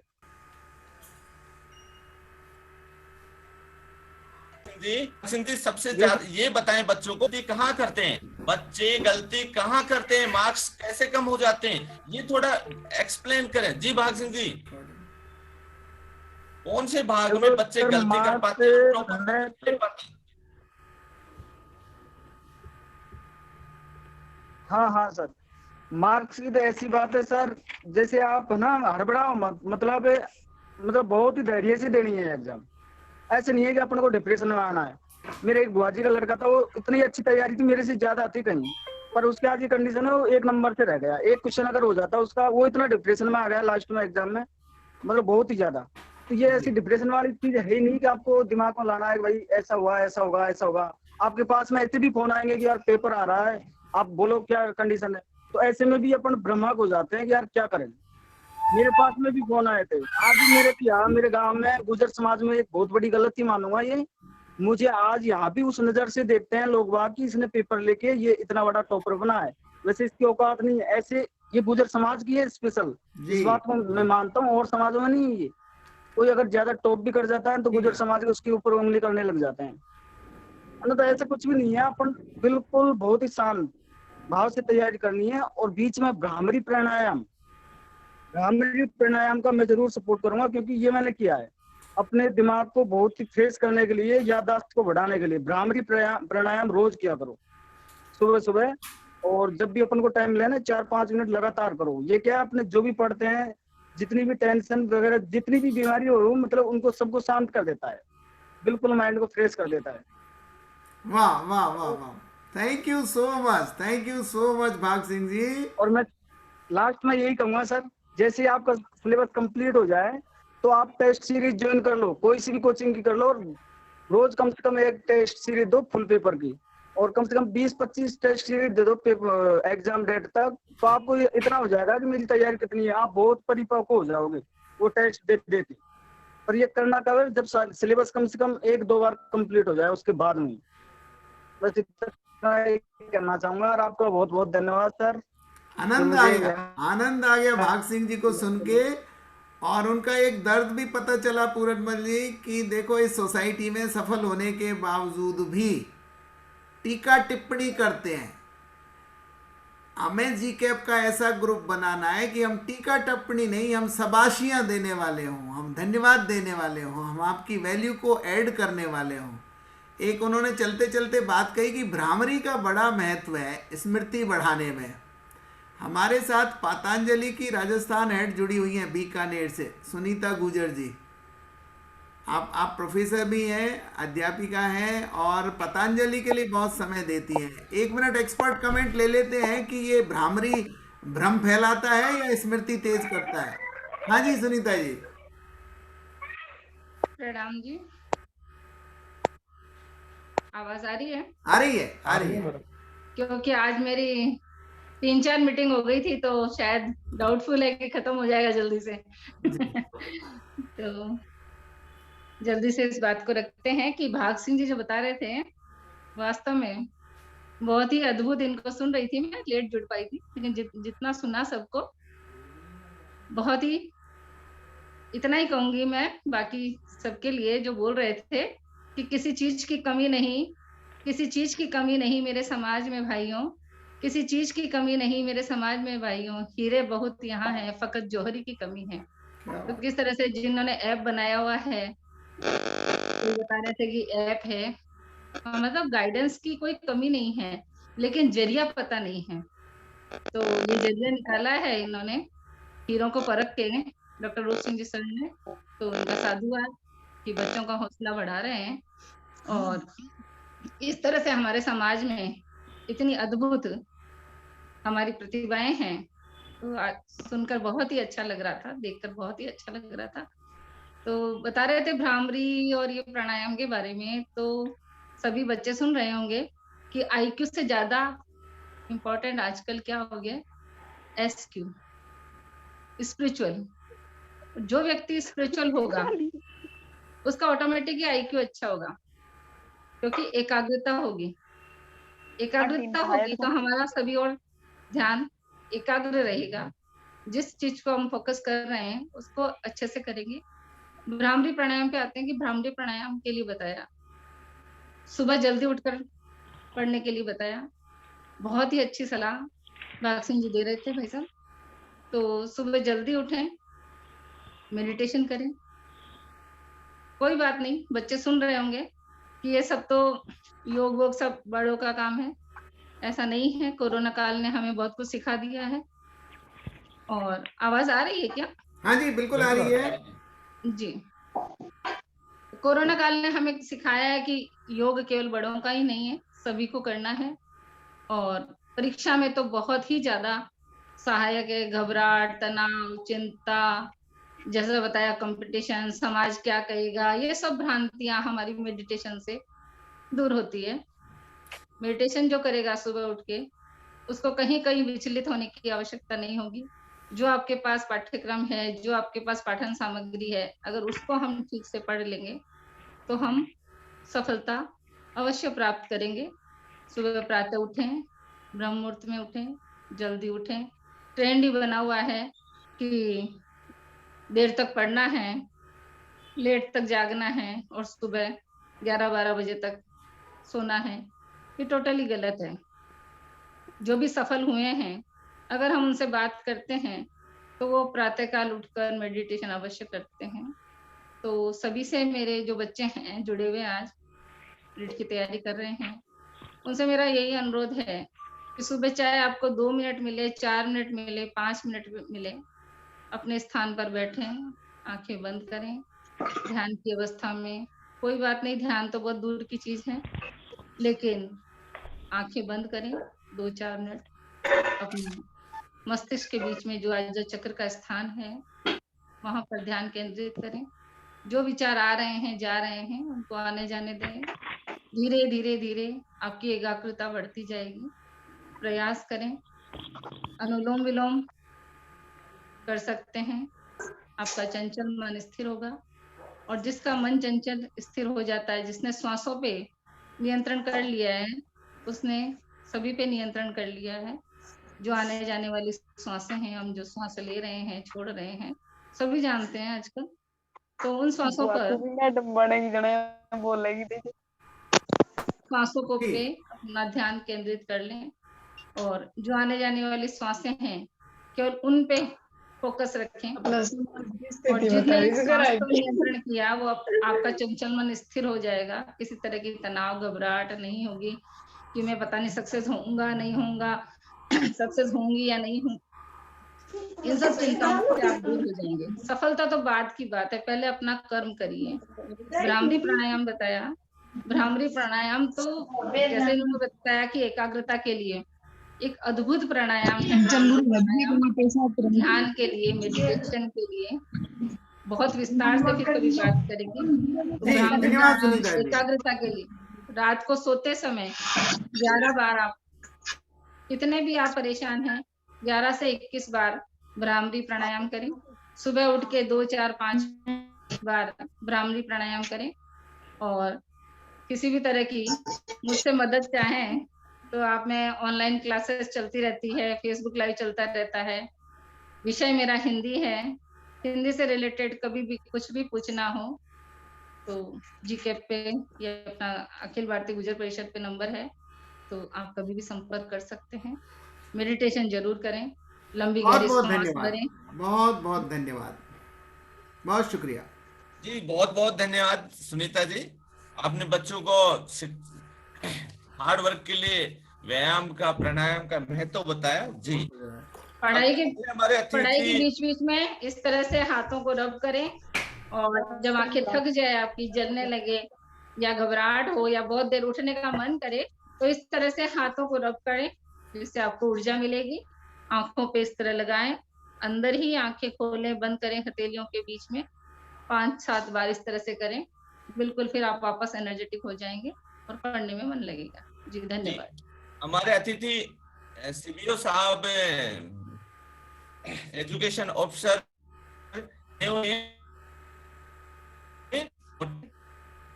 हम सबको मार्गदर्शित करें। जी इंद्रराज जी गुर्जर साहब। हाँ, सबको मेरी तरफ से नमस्कार। मैं Indraraj Gurati, additional chief block education officer Bansur, आप सबका बहुत बहुत शुक्रिया अदा करता हूँ, जो आप सबने मुझे ये मंच उपलब्ध करवाया कि मैं अपने समाज के सभी बच्चों से रूबरू हो सकूं। एक्चुअल में इस समय रीट के एग्जाम का जो दौर चल रहा है, इस दौर में आप सबने जो चिंताएं जो फरमाई कि भाई हम रीट में जो तैयारी करें उन बच्चों की किस तरीके से मदद कर सकते हैं, तो उन्हीं मदद की दिशा में मैं अपने कुछ शब्द और जोड़ दूं। एक्चुअल में तो क्या है कि हमारे जो बच्चे हैं वो सिलेबस को ध्यान नहीं रखते। अब ये मेरे से पूर्व जो गाइड रहे उन्होंने भी ये बात बताई कि सिलेबस कंपलसरी है। सिलेबस जब आपको याद होगा तो आपकी इतनी पैनी नजर हो जाएंगे कि जहां भी आपको कोई चीज पड़ी दिखेगी, चाहे वो अखबार हो चाहे किताब हो, तो वहां आप ध्यान जाते ही अपने सिलेबस से उसे मैच करते हैं। इस अखबार में मेरे सिलेबस में जो वर्ड थे उससे कहाँ मैच हो रहे, कहाँ नॉलेज मैच हो रहा है। तो ये बहुत जरूरी है सिलेबस को याद रखना, पढ़ना और उसको याद भी रखना है सिलेबस को। दूसरा मैं ये कहूँ कि हमारा जो एग्जाम है वो जनरल एग्जाम है, वो कोई बहुत ज्यादा विशेषज्ञ वाला एग्जाम नहीं है, सामान्य होता है। हमारे बच्चे क्या होता है, बहुत ज्यादा पढ़ जाते हैं और बहुत ज्यादा नहीं पढ़ना है, कम पढ़ना है लेकिन उसको याद रखना अच्छा। तो हमें विशेषज्ञ नहीं, सामान्य एग्जाम की तैयारी सामान्य लेवल से करनी है और किसी एक सब्जेक्ट में बहुत गहराई से जाना, एक पॉइंट को बहुत हम अधर में छोड़ दें, ये नहीं, हमें बैलेंस बनाना है। तो मैं ये बताऊं, जो कंपटीशन एग्जाम के जो क्वेश्चन है वो दो टाइप ज्यादा आ रहे हैं, एक तो ज्ञान आधारित और एक समझ आधारित। मैं एक एग्जाम्पल के तौर पे बता दूं आपको कि ज्ञान और समझ आधारित प्रश्न किस तरीके से बन रहे हैं। जैसे मान लीजिए राजस्थान की राजधानी जयपुर, ये सीधा सीधा नॉलेज बेस्ड क्वेश्चन है। मेवाड़ की जो धरा है और मेवाड़ की जो चित्रकला है उसमें टाइप का रंग होगा, तो हमारे बच्चे उसको रटेंगे। अब ये रटना नहीं है, देखो समझने की लेवल है। जैसे आप लोगों ने ये पढ़ रखा है कि केसरिया जो रंग है वो सूर्य का प्रतीक है। अब अगर आपको ये नॉलेज है कि केसरिया रंग सूर्य का प्रतीक है, अब देखो आप इस ज्ञान को वहां इंप्लीमेंट करिए। मेवाड़ भी सूर्य की तरह है और मेवाड़ में जो चित्रकला होगी तो बता दो मौजूद, अब आप समझ सकते हैं डेफिनेट किस कलर की होगी। कि जब आपने यहाँ पढ़ा है कि केसरिया रंग सूर्य का प्रतीक है, तो जरूर वहां के जितनी भी चित्रकला होगी उसमें सूर्य से संबंधित बात है। अगर हम थोड़ा सा और दूसरे उदाहरण से समझ लें, किशनगढ़ आपको पता है कि श्रृंगार शैली की चित्रकला है, तो श्रृंगार में भाई किस टाइप का रंग ज्यादा यूज किया जा रहा है।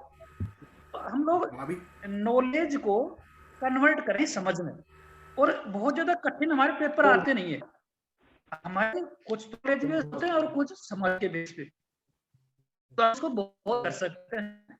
और दूसरा कहूँ कि एक आर्ट समीक्षा छपती है राजस्थान में, हमारे प्रत्येक स्टूडेंट को आर्थिक समीक्षा जरूर पढ़नी चाहिए।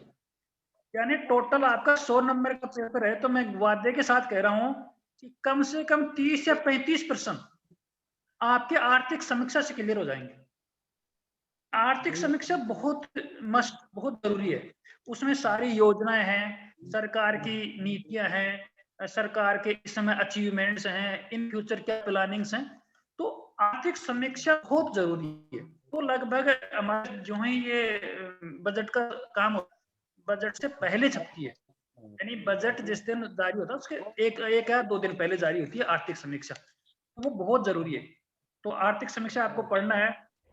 दूसरा, इस बार तो पहले राजस्थान अध्ययन की किताब छपा करती थी राजस्थान में, इस बार उसमें उसको राजस्थान अध्ययन ने मान करके कुछ अलग उसके वो बनाए हैं किताब, तो बहुत अच्छी किताब आई। मैं उसकी किताब का एक सैंपल आपको बता दूं कि जैसे ये कक्षा 10 की किताब है, तो ये काफी अच्छी किताब है कक्षा 10 के लिए। और अगर मैं उसी किताब की बात करूं कक्षा 11 के लिए किताब, तो ये बहुत अच्छी किताब है।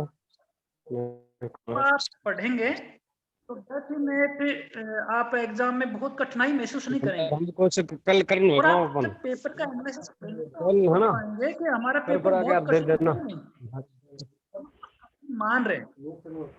तो इस तरीके से आप धीरे धीरे जो आगे बढ़ेंगे, मेरे हिसाब से कोई ज्यादा कठिनाई नहीं। रीट के बच्चों का कॉन्फिडेंट लेवल ठीक होगा तो बहुत आसानी से एग्जाम पास हो जाएगा। ये बहुत बड़ा एग्जाम नहीं है, इसको डरे नहीं इससे। बहुत बड़ा एग्जाम है, ये होगा कि नहीं होगा। बाकी तो जो धाबाई जी ने बहुत अच्छी बात बताई साइकोलॉजी के रूप पे, इस साइकोलॉजी रूप से इतना ज्यादा तैयार होना चाहिए कि आसानी से हम लोग एग्जाम को फतेह कर सके। एक छोटी सी, मैं ज्यादा समय नहीं लूंगा, छोटी सी कहानी में बता देता हूँ। इस समय चंद्रगुप्त मौर्य ने जब मगध फतेह की ठान ली, तो एक बार उसने गलती की कि सीधा ही मगध पे जाके आक्रमण कर दिया। हाँ, वो हार गया। बाद में किसी ने उसको बताया कि आपने सेंटर पे जाकर आक्रमण करने से बहुत खतरा होगा, आप पहले सीमावर्ती क्षेत्र को जीत जाए। तो सीमावर्ती क्षेत्र को जीत के वो सेंटर पे पहुंचे।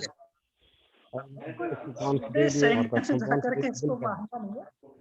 तेरे जो पॉइंट आपको समझ में आ रहे हैं, उन पॉइंट्स को तैयार करना है ताकि आपका कॉन्फिडेंट का लेवल बढ़ जाए। हम लोग, हमारे बच्चे क्या किताब इकट्ठी कर लेते हैं, मोटी मोटी किताबों से डरना शुरू करते हैं, ये होगी कि नहीं होगी। तो पॉइंट आपको समझ में आ रहा है ना? बड़े जो कठिन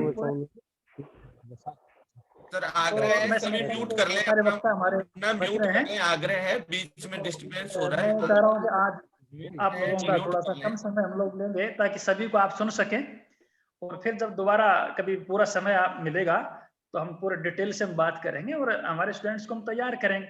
और बहुत मैं डॉक्टर रूप सिंह जी का बहुत बहुत शुक्रिया अदा करता हूँ, पूर्ण जी का भी बहुत शुक्रिया अदा करता हूँ कि हमारे बच्चे जो अभी बिना गाइडेंस के जो चल रहे थे, एक गाइडलाइन जब तैयार की जा रही है आप लोगों की तरफ से और विशेषज्ञों को इस मंच पे लाया जा रहा है, तो मैं समझता हूँ बहुत अच्छा प्रयास है और समाज हमारा आगे बढ़ेगा, इसमें कोई दो राय नहीं। मैं आप लोगों का बहुत बहुत शुक्रिया अदा करता हूँ, बहुत बहुत शुक्रिया, धन्यवाद जी साहब। बहुत बहुत धन्यवाद सीबीओ साहब, आपने बच्चों को बिल्कुल मोटिवेट किया। और बिल्कुल सबसे पहली बात यही थी कि आपने बहुत अच्छी बात बताई कि सिलेबस से चले, रीट है इसको ज्यादा लोडली ना ले, 6 से 12 की पुस्तकें हैं उनका सहारा ले, और संजीव पासबुक 6 से 12 की संजीव पासबुक की जो आंसर क्वेश्चन है उनको भी करना ना भूलें, उनको करना नहीं भूलें, बहुत मददगार साबित होंगे आपके लिए। जब आपको रीट में 30, 40, 50 क्वेश्चन सीधे सीधे मिल जाएंगे, आपकी हिम्मत दुगनी हो जाएगी, आपका हौसला बढ़ जाएगा। और जब 6 से 12 की पुस्तकें पढ़ के जाएंगे, संजीव के जब क्वेश्चन निकाल के जाएंगे, तो आपको अनुमान आ जाएगा, कई कई क्वेश्चन डाउट में होते हैं उनको भी क्लियर कर जाएंगे। तो ये सारी बातें बहुत अच्छी हमारे सीबीओ साहब ने बताई। हमारे अभी बहुत सारे अतिथि हैं, उससे पहले हम कुछ बच्चों के व्यू ले लेते हैं, कुछ बच्चों के विचार जान लेते हैं, वो क्या पूछना है। हमारे अतिथि भी बने हुए हैं। जी डॉक्टर साहब, हमारे बच्चों के कुछ, सभी बच्चों के लिए खोल दिया जाए। जी डॉक्टर साहब। हाँ जरूर जरूर, हाथ खड़ा कर देंगे, जिनको थोड़ा सा अनम्यूट कर देना, ऑल अनम्यूट, किन्हीं को क्वेश्चन पूछना है तो। पूरनमल जी, आपने ठीक बताया कि पासबुक से भी कई बार बड़ा वो मिल जाता है, पर कई बार मेडिकल के विद्यार्थियों पे ये लागू नहीं है। हमारा एक डॉक्टर बन गया पासबुक पढ़ के, तो पेट खोल के ऑपरेशन तो कर दिया और खुला ही पेट छोड़ के बाहर जाने लगा। तो घर वालों ने पूछा, सर ये क्या कर रहे हो? कहते भाई पासबुक में इतना ही लिखा था, अगला चैप्टर मैंने पढ़ा नहीं। तो अभी खैर 70 दिन की तैयारी है, आपका सुझाव सिर माथे है, बाकी अच्छा लिटरेट बनने के लिए हमें विस्तार में पढ़ना चाहिए। हमारे साथ कुछ बच्चे जुड़े हुए हैं, बच्चियां जुड़ी हुई हैं, जिनका कोई क्वेश्चन हो तो वो जरूर हाथ खड़ा करें। हाँ अंकित गुर्जर, तुम्हारा कोई क्वेश्चन हो, हमारे एक्सपर्ट हमारे साथ जुड़े हुए हैं तो आप बोलिए। आऊंगा तो जरूर ले आऊंगा। दीपिका धाबाई, आऊंगा तो मैं जरूर ले आऊंगा। क्या लाना है शाम को? सर अभी तो आऊंगा सर यही होता है मेरे साथ भी, वो पासबुक पढ़ के जाती हूँ तो गलत हो जाता है, मेरे साथ भी यही प्रॉब्लम आ जाती है। ज्योग्राफी बेवफा, रात को रटो सुबह सफा है। बच्ची कह रही है रात को रटती हूँ सुबह सफा हो जाता है। बच्चन सिंह जी शायद इसका आंसर दे पाएंगे। डॉक्टर बच्चन सिंह जी, आपके लिए क्वेश्चन पूछा है एक बच्ची ने कि मैं बहुत पढ़ती हूँ पर सुबह पेपर हॉल में जाते ही भूल जाती हूँ, और ये शायद बहुतों की प्रॉब्लम है। Over to you Bachchan sir, answer दीजिए। हाँ, मैं बताना चाह रहा हूँ। देखिए, सबसे पहले आप ये कि पढ़ने का जो स्ट्रेटेजी है ना आपकी, एक बात बताइए बेटा, आपसे पूछे बहन जो भी हैं, आप खाना खाना भूले कभी? नहीं सर। भूले। क्यों नहीं भूले? सब पे भूख लगती है इसलिए नहीं मिल पाते। तो ये क्या है कि आपके डिपेंड करता है। एक देखिए, आप कहीं खाना खाते हैं, आपको रुचि का खाना मिल जाए और एक बिना रुचि का खाना मिले, तो कौन सा खाना पसंद करोगे? सर रुचि वाले ही खाने पसंद करेंगे। आप देखिए, सबसे पहले क्या करो, आप तो पढ़ाई करते हो ना, तो सबसे पहले एक बार सर निगाह से पढ़ो उसको, बिल्कुल बिना रोड के। उसके बाद एक पेन लो और कॉपी लो, उसमें फिर उसको दोबारा पढ़ो, और पढ़ने के बाद में उस किताब की ध्यान रखना, जो भी किताब है ना आप जो पढ़ रहे हो, उसका मान लो 100 पेज पढ़ लिया आपने, 100 पेज में आपके 5 पेज बन जाने चाहिए लास्ट में, बस। लास्ट 5 पेज में ऐसे क्वेश्चन होने चाहिए जो आपसे अटेम्प्ट नहीं हो रहे बार बार।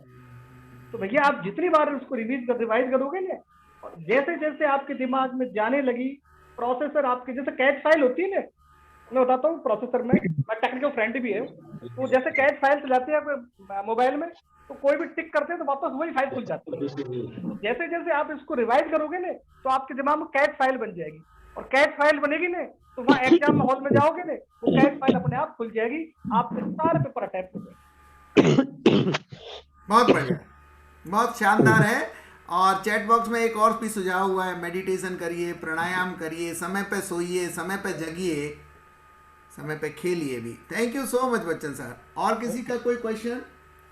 Thank you sir. तो डॉक्टर बच्चन सिंह जी से ना अमिताभ बच्चन की याद आ गई, उनको जितने लोग भी बोलते हैं कहते हैं बच्चन सर।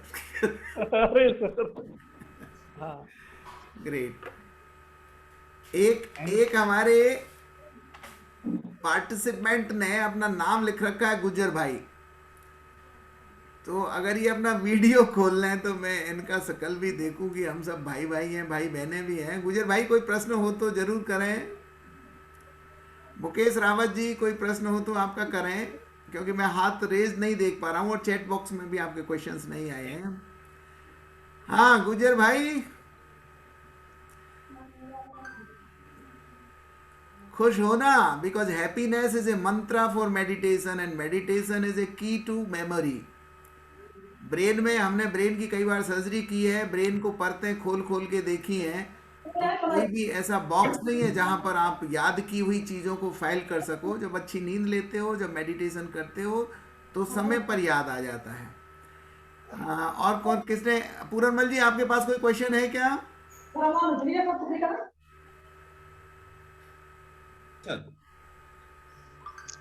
जी सर। और किन्हीं का कोई क्वेश्चन हो तो, नहीं तो नेक्स्ट एक्सपर्ट को बुला लें। जी जी, हमारे मैथ के रामवीर अवाना जी हैं, मैथ के रामवीर अवाना जी हैं, जो पिछले रीट में अच्छे मार्क्स लाए हैं, ये भी टॉपर रहे हैं। कुछ अनुभव अपना ये भी शेयर करें। जी जी, रामवीर अवाना जी, रामवीर अवाना जी सुन पा रहे हैं तो अपना अनम्यूट करें। राम राम साहब। मैथ के टॉपर हैं राम राम साहब। राम राम साहब। सर लाइट नहीं आ रही इस वजह। आपकी लाइट गई हुई है रामवीर जी, आपकी लाइट गई हुई है। हाँ सर। आप बोल दीजिए, आपकी आवाज तो सुनाई दे रही है कि आपने मैथ में कमाल कैसे किया। हाँ सर, इसके लिए आपको धन्यवाद आपका। आपने हमको बोलने के लिए आमंत्रित किया।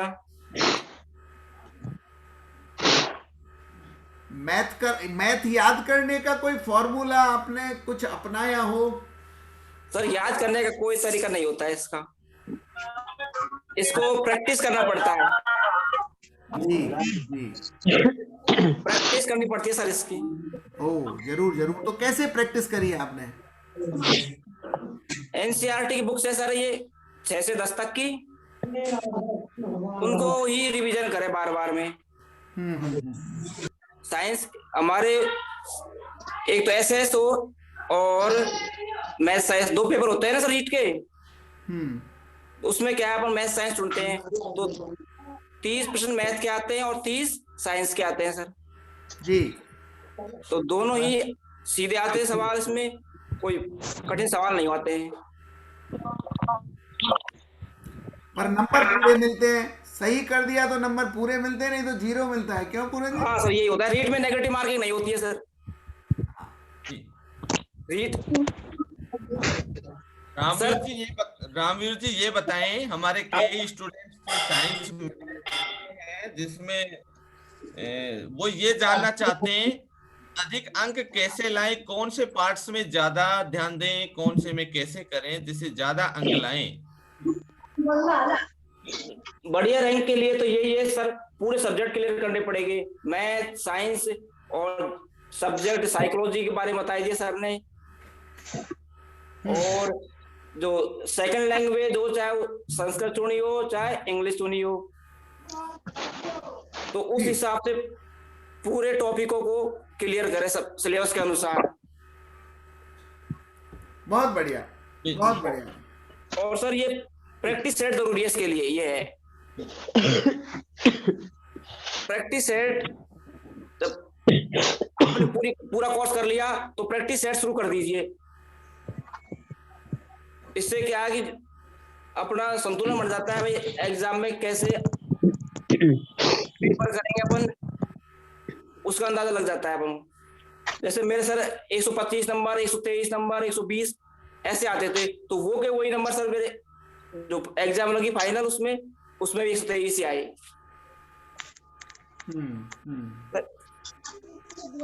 प्रैक्टिस इसके लिए एनसीईआरटी बुक्स बेस्ट है सर इसकी।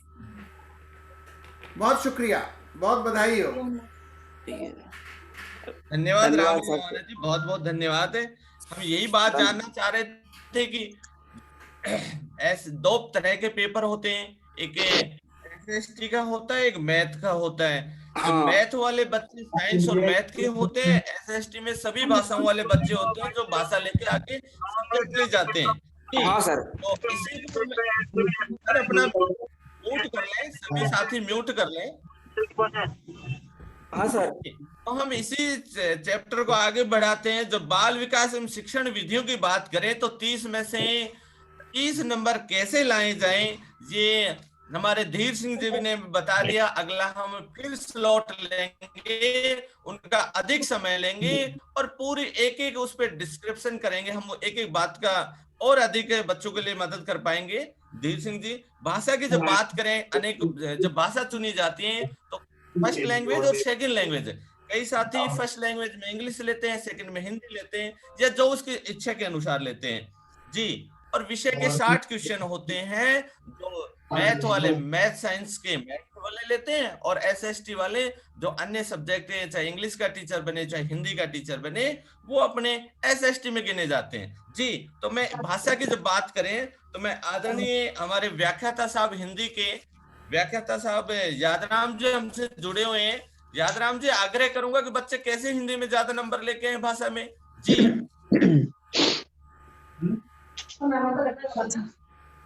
जी सर, नमस्ते सभी को। नमस्कार यादराम जी, नमस्कार। जी सर, जी सर। बांगसूर शिक्षा का केंद्र बनता जा रहा है पूरन जी। हाँ जी जी सब आप साथियों का आशीर्वाद और सहयोग है सर।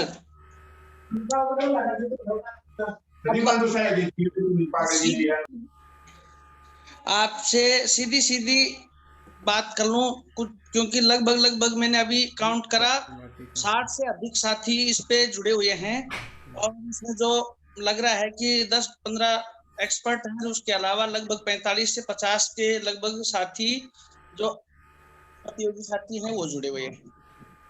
तो आज लग रहा है कुछ अच्छा सा ये परिणाम देने वाली वेबिनार होगी। जहां तक अभी बात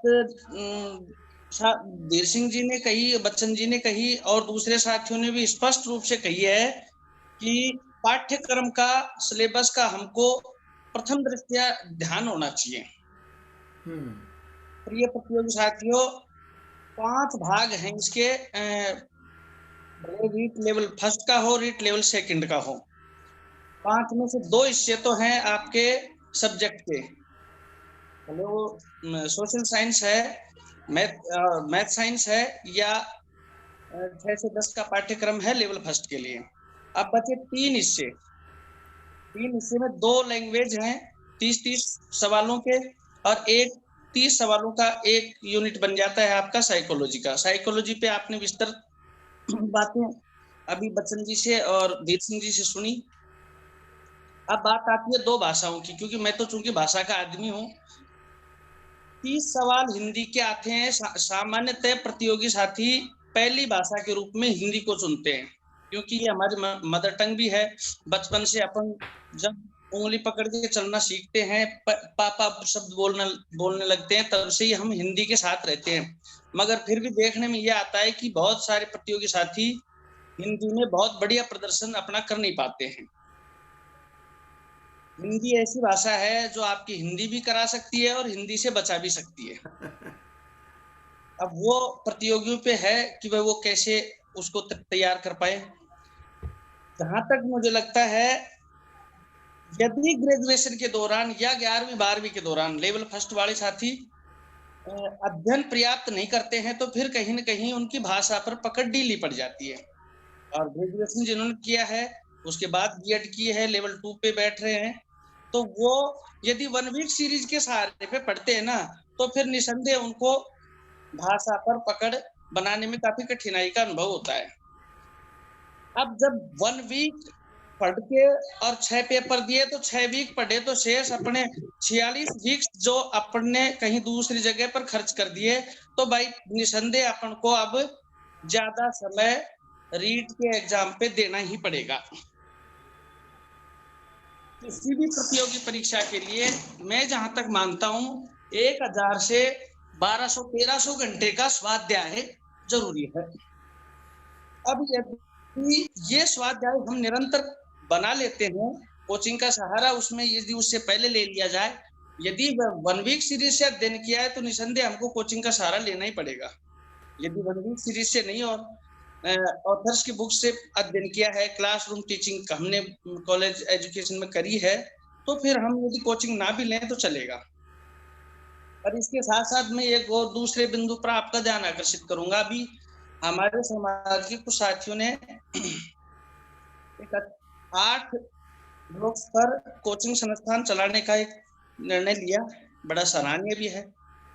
पर इसके साथ साथ इसका प्रैक्टिकल यदि देखा जाए, तो कहीं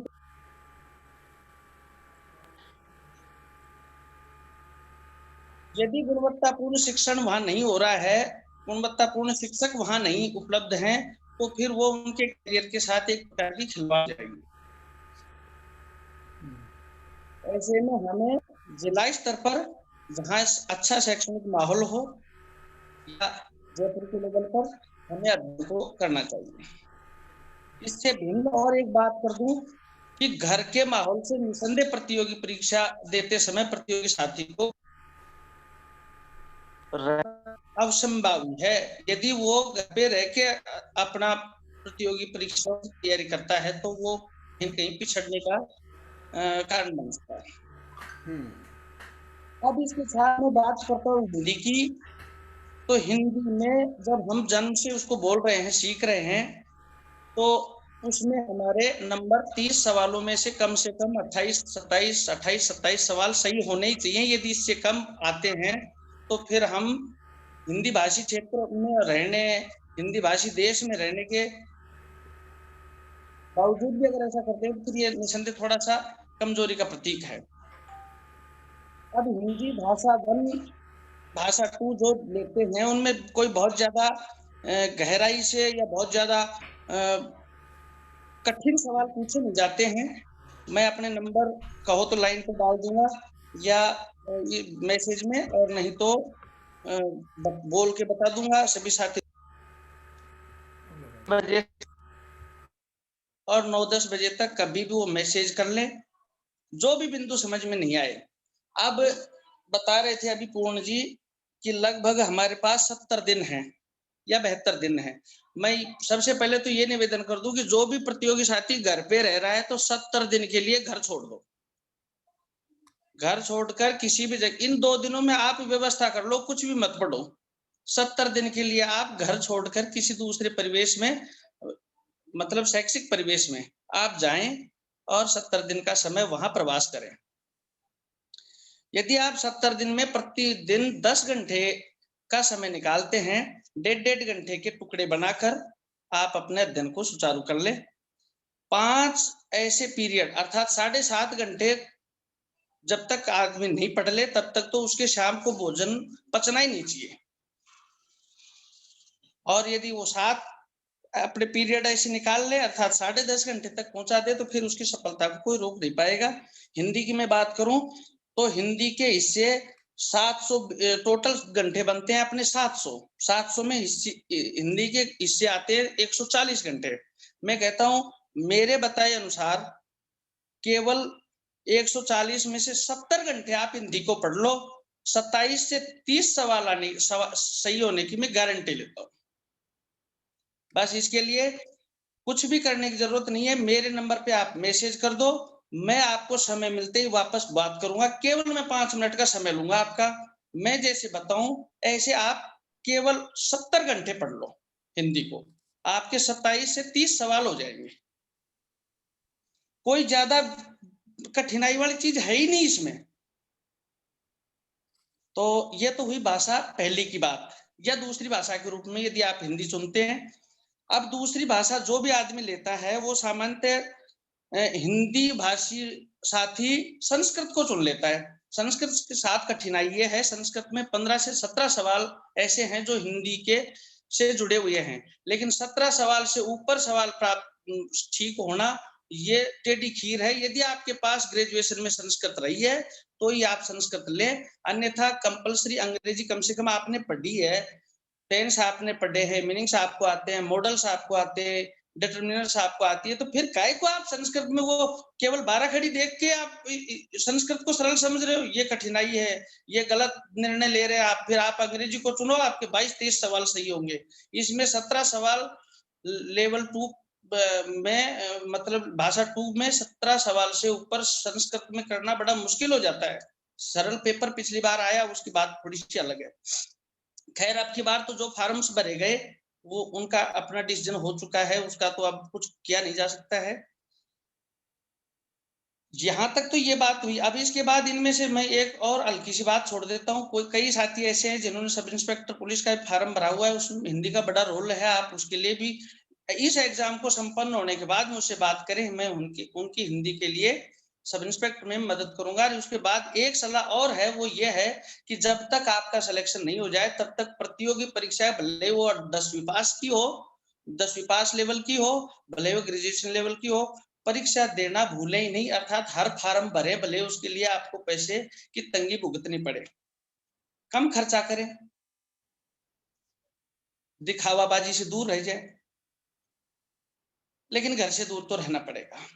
घर से निकल जाओ और सोच लो कि जब तक लग के नहीं आऊं, मेरा सही रिजल्ट नहीं आ जावे, मेरे घर वालों का थोड़ा सा नाम मैं नहीं कर दूं, तब तक मैं वापस घर इसी स्थिति में तो नहीं आऊंगा। रिश्तेदारी प्यारियों में, शादी विवाह समारोह में इत्यादि में जाने का थोड़ा सा अपने आप पर नियंत्रण तो करना पड़ेगा। इसके साथ ही मैंने एक आध बिंदु लिखा है, वो तो अब सीधे सीधे आ गए सारी बातें। एग्जाम देते ही रहना है।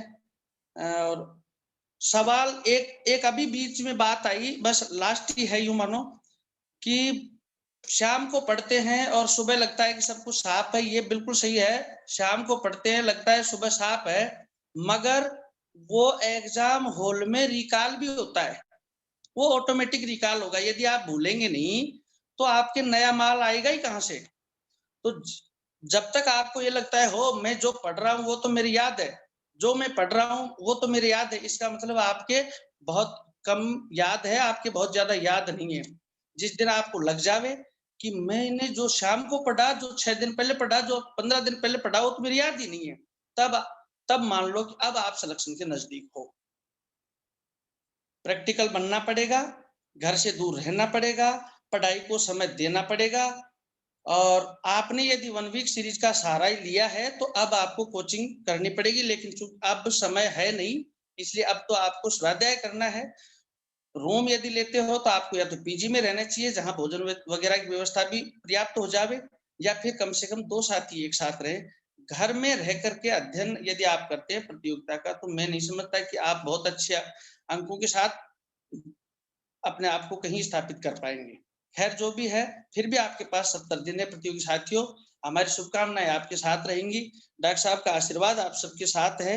डॉक्टर यदि इस वेबिनार में जो साथी भाग ले रहे हैं उनमें से चाहते तो हम हैं कि सारे के सारे साथी हों, और आप जिनको दूसरों को भी अवगत करा दें वो सब साथी भी सिलेक्शन ले लें।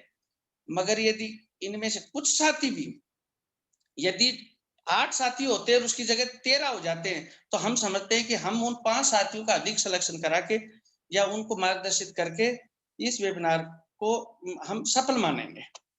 आप सभी की उज्जवल भविष्य की हम कामना करते हैं, और डॉक्टर साहब का और दूसरे साथी हमारे जो साइकोलॉजिस्ट साथियों ने जिन्होंने भाग लिया, उन सब का हम बहुत बहुत आभार भी व्यक्त करते हैं। आप सब प्रतियोगी साथियों के उज्जवल भविष्य की कामना करते हैं। दूसरे हमारी सुनीता जी मैडम ने बड़ी शानदार बातें बताई। अच्छा, इसके साथ ही मैं ये भी कहूंगा कि आप ईश्वर में भी विश्वास रखें और ईश्वर से प्रार्थना करें कि हमें वो ताकत दे।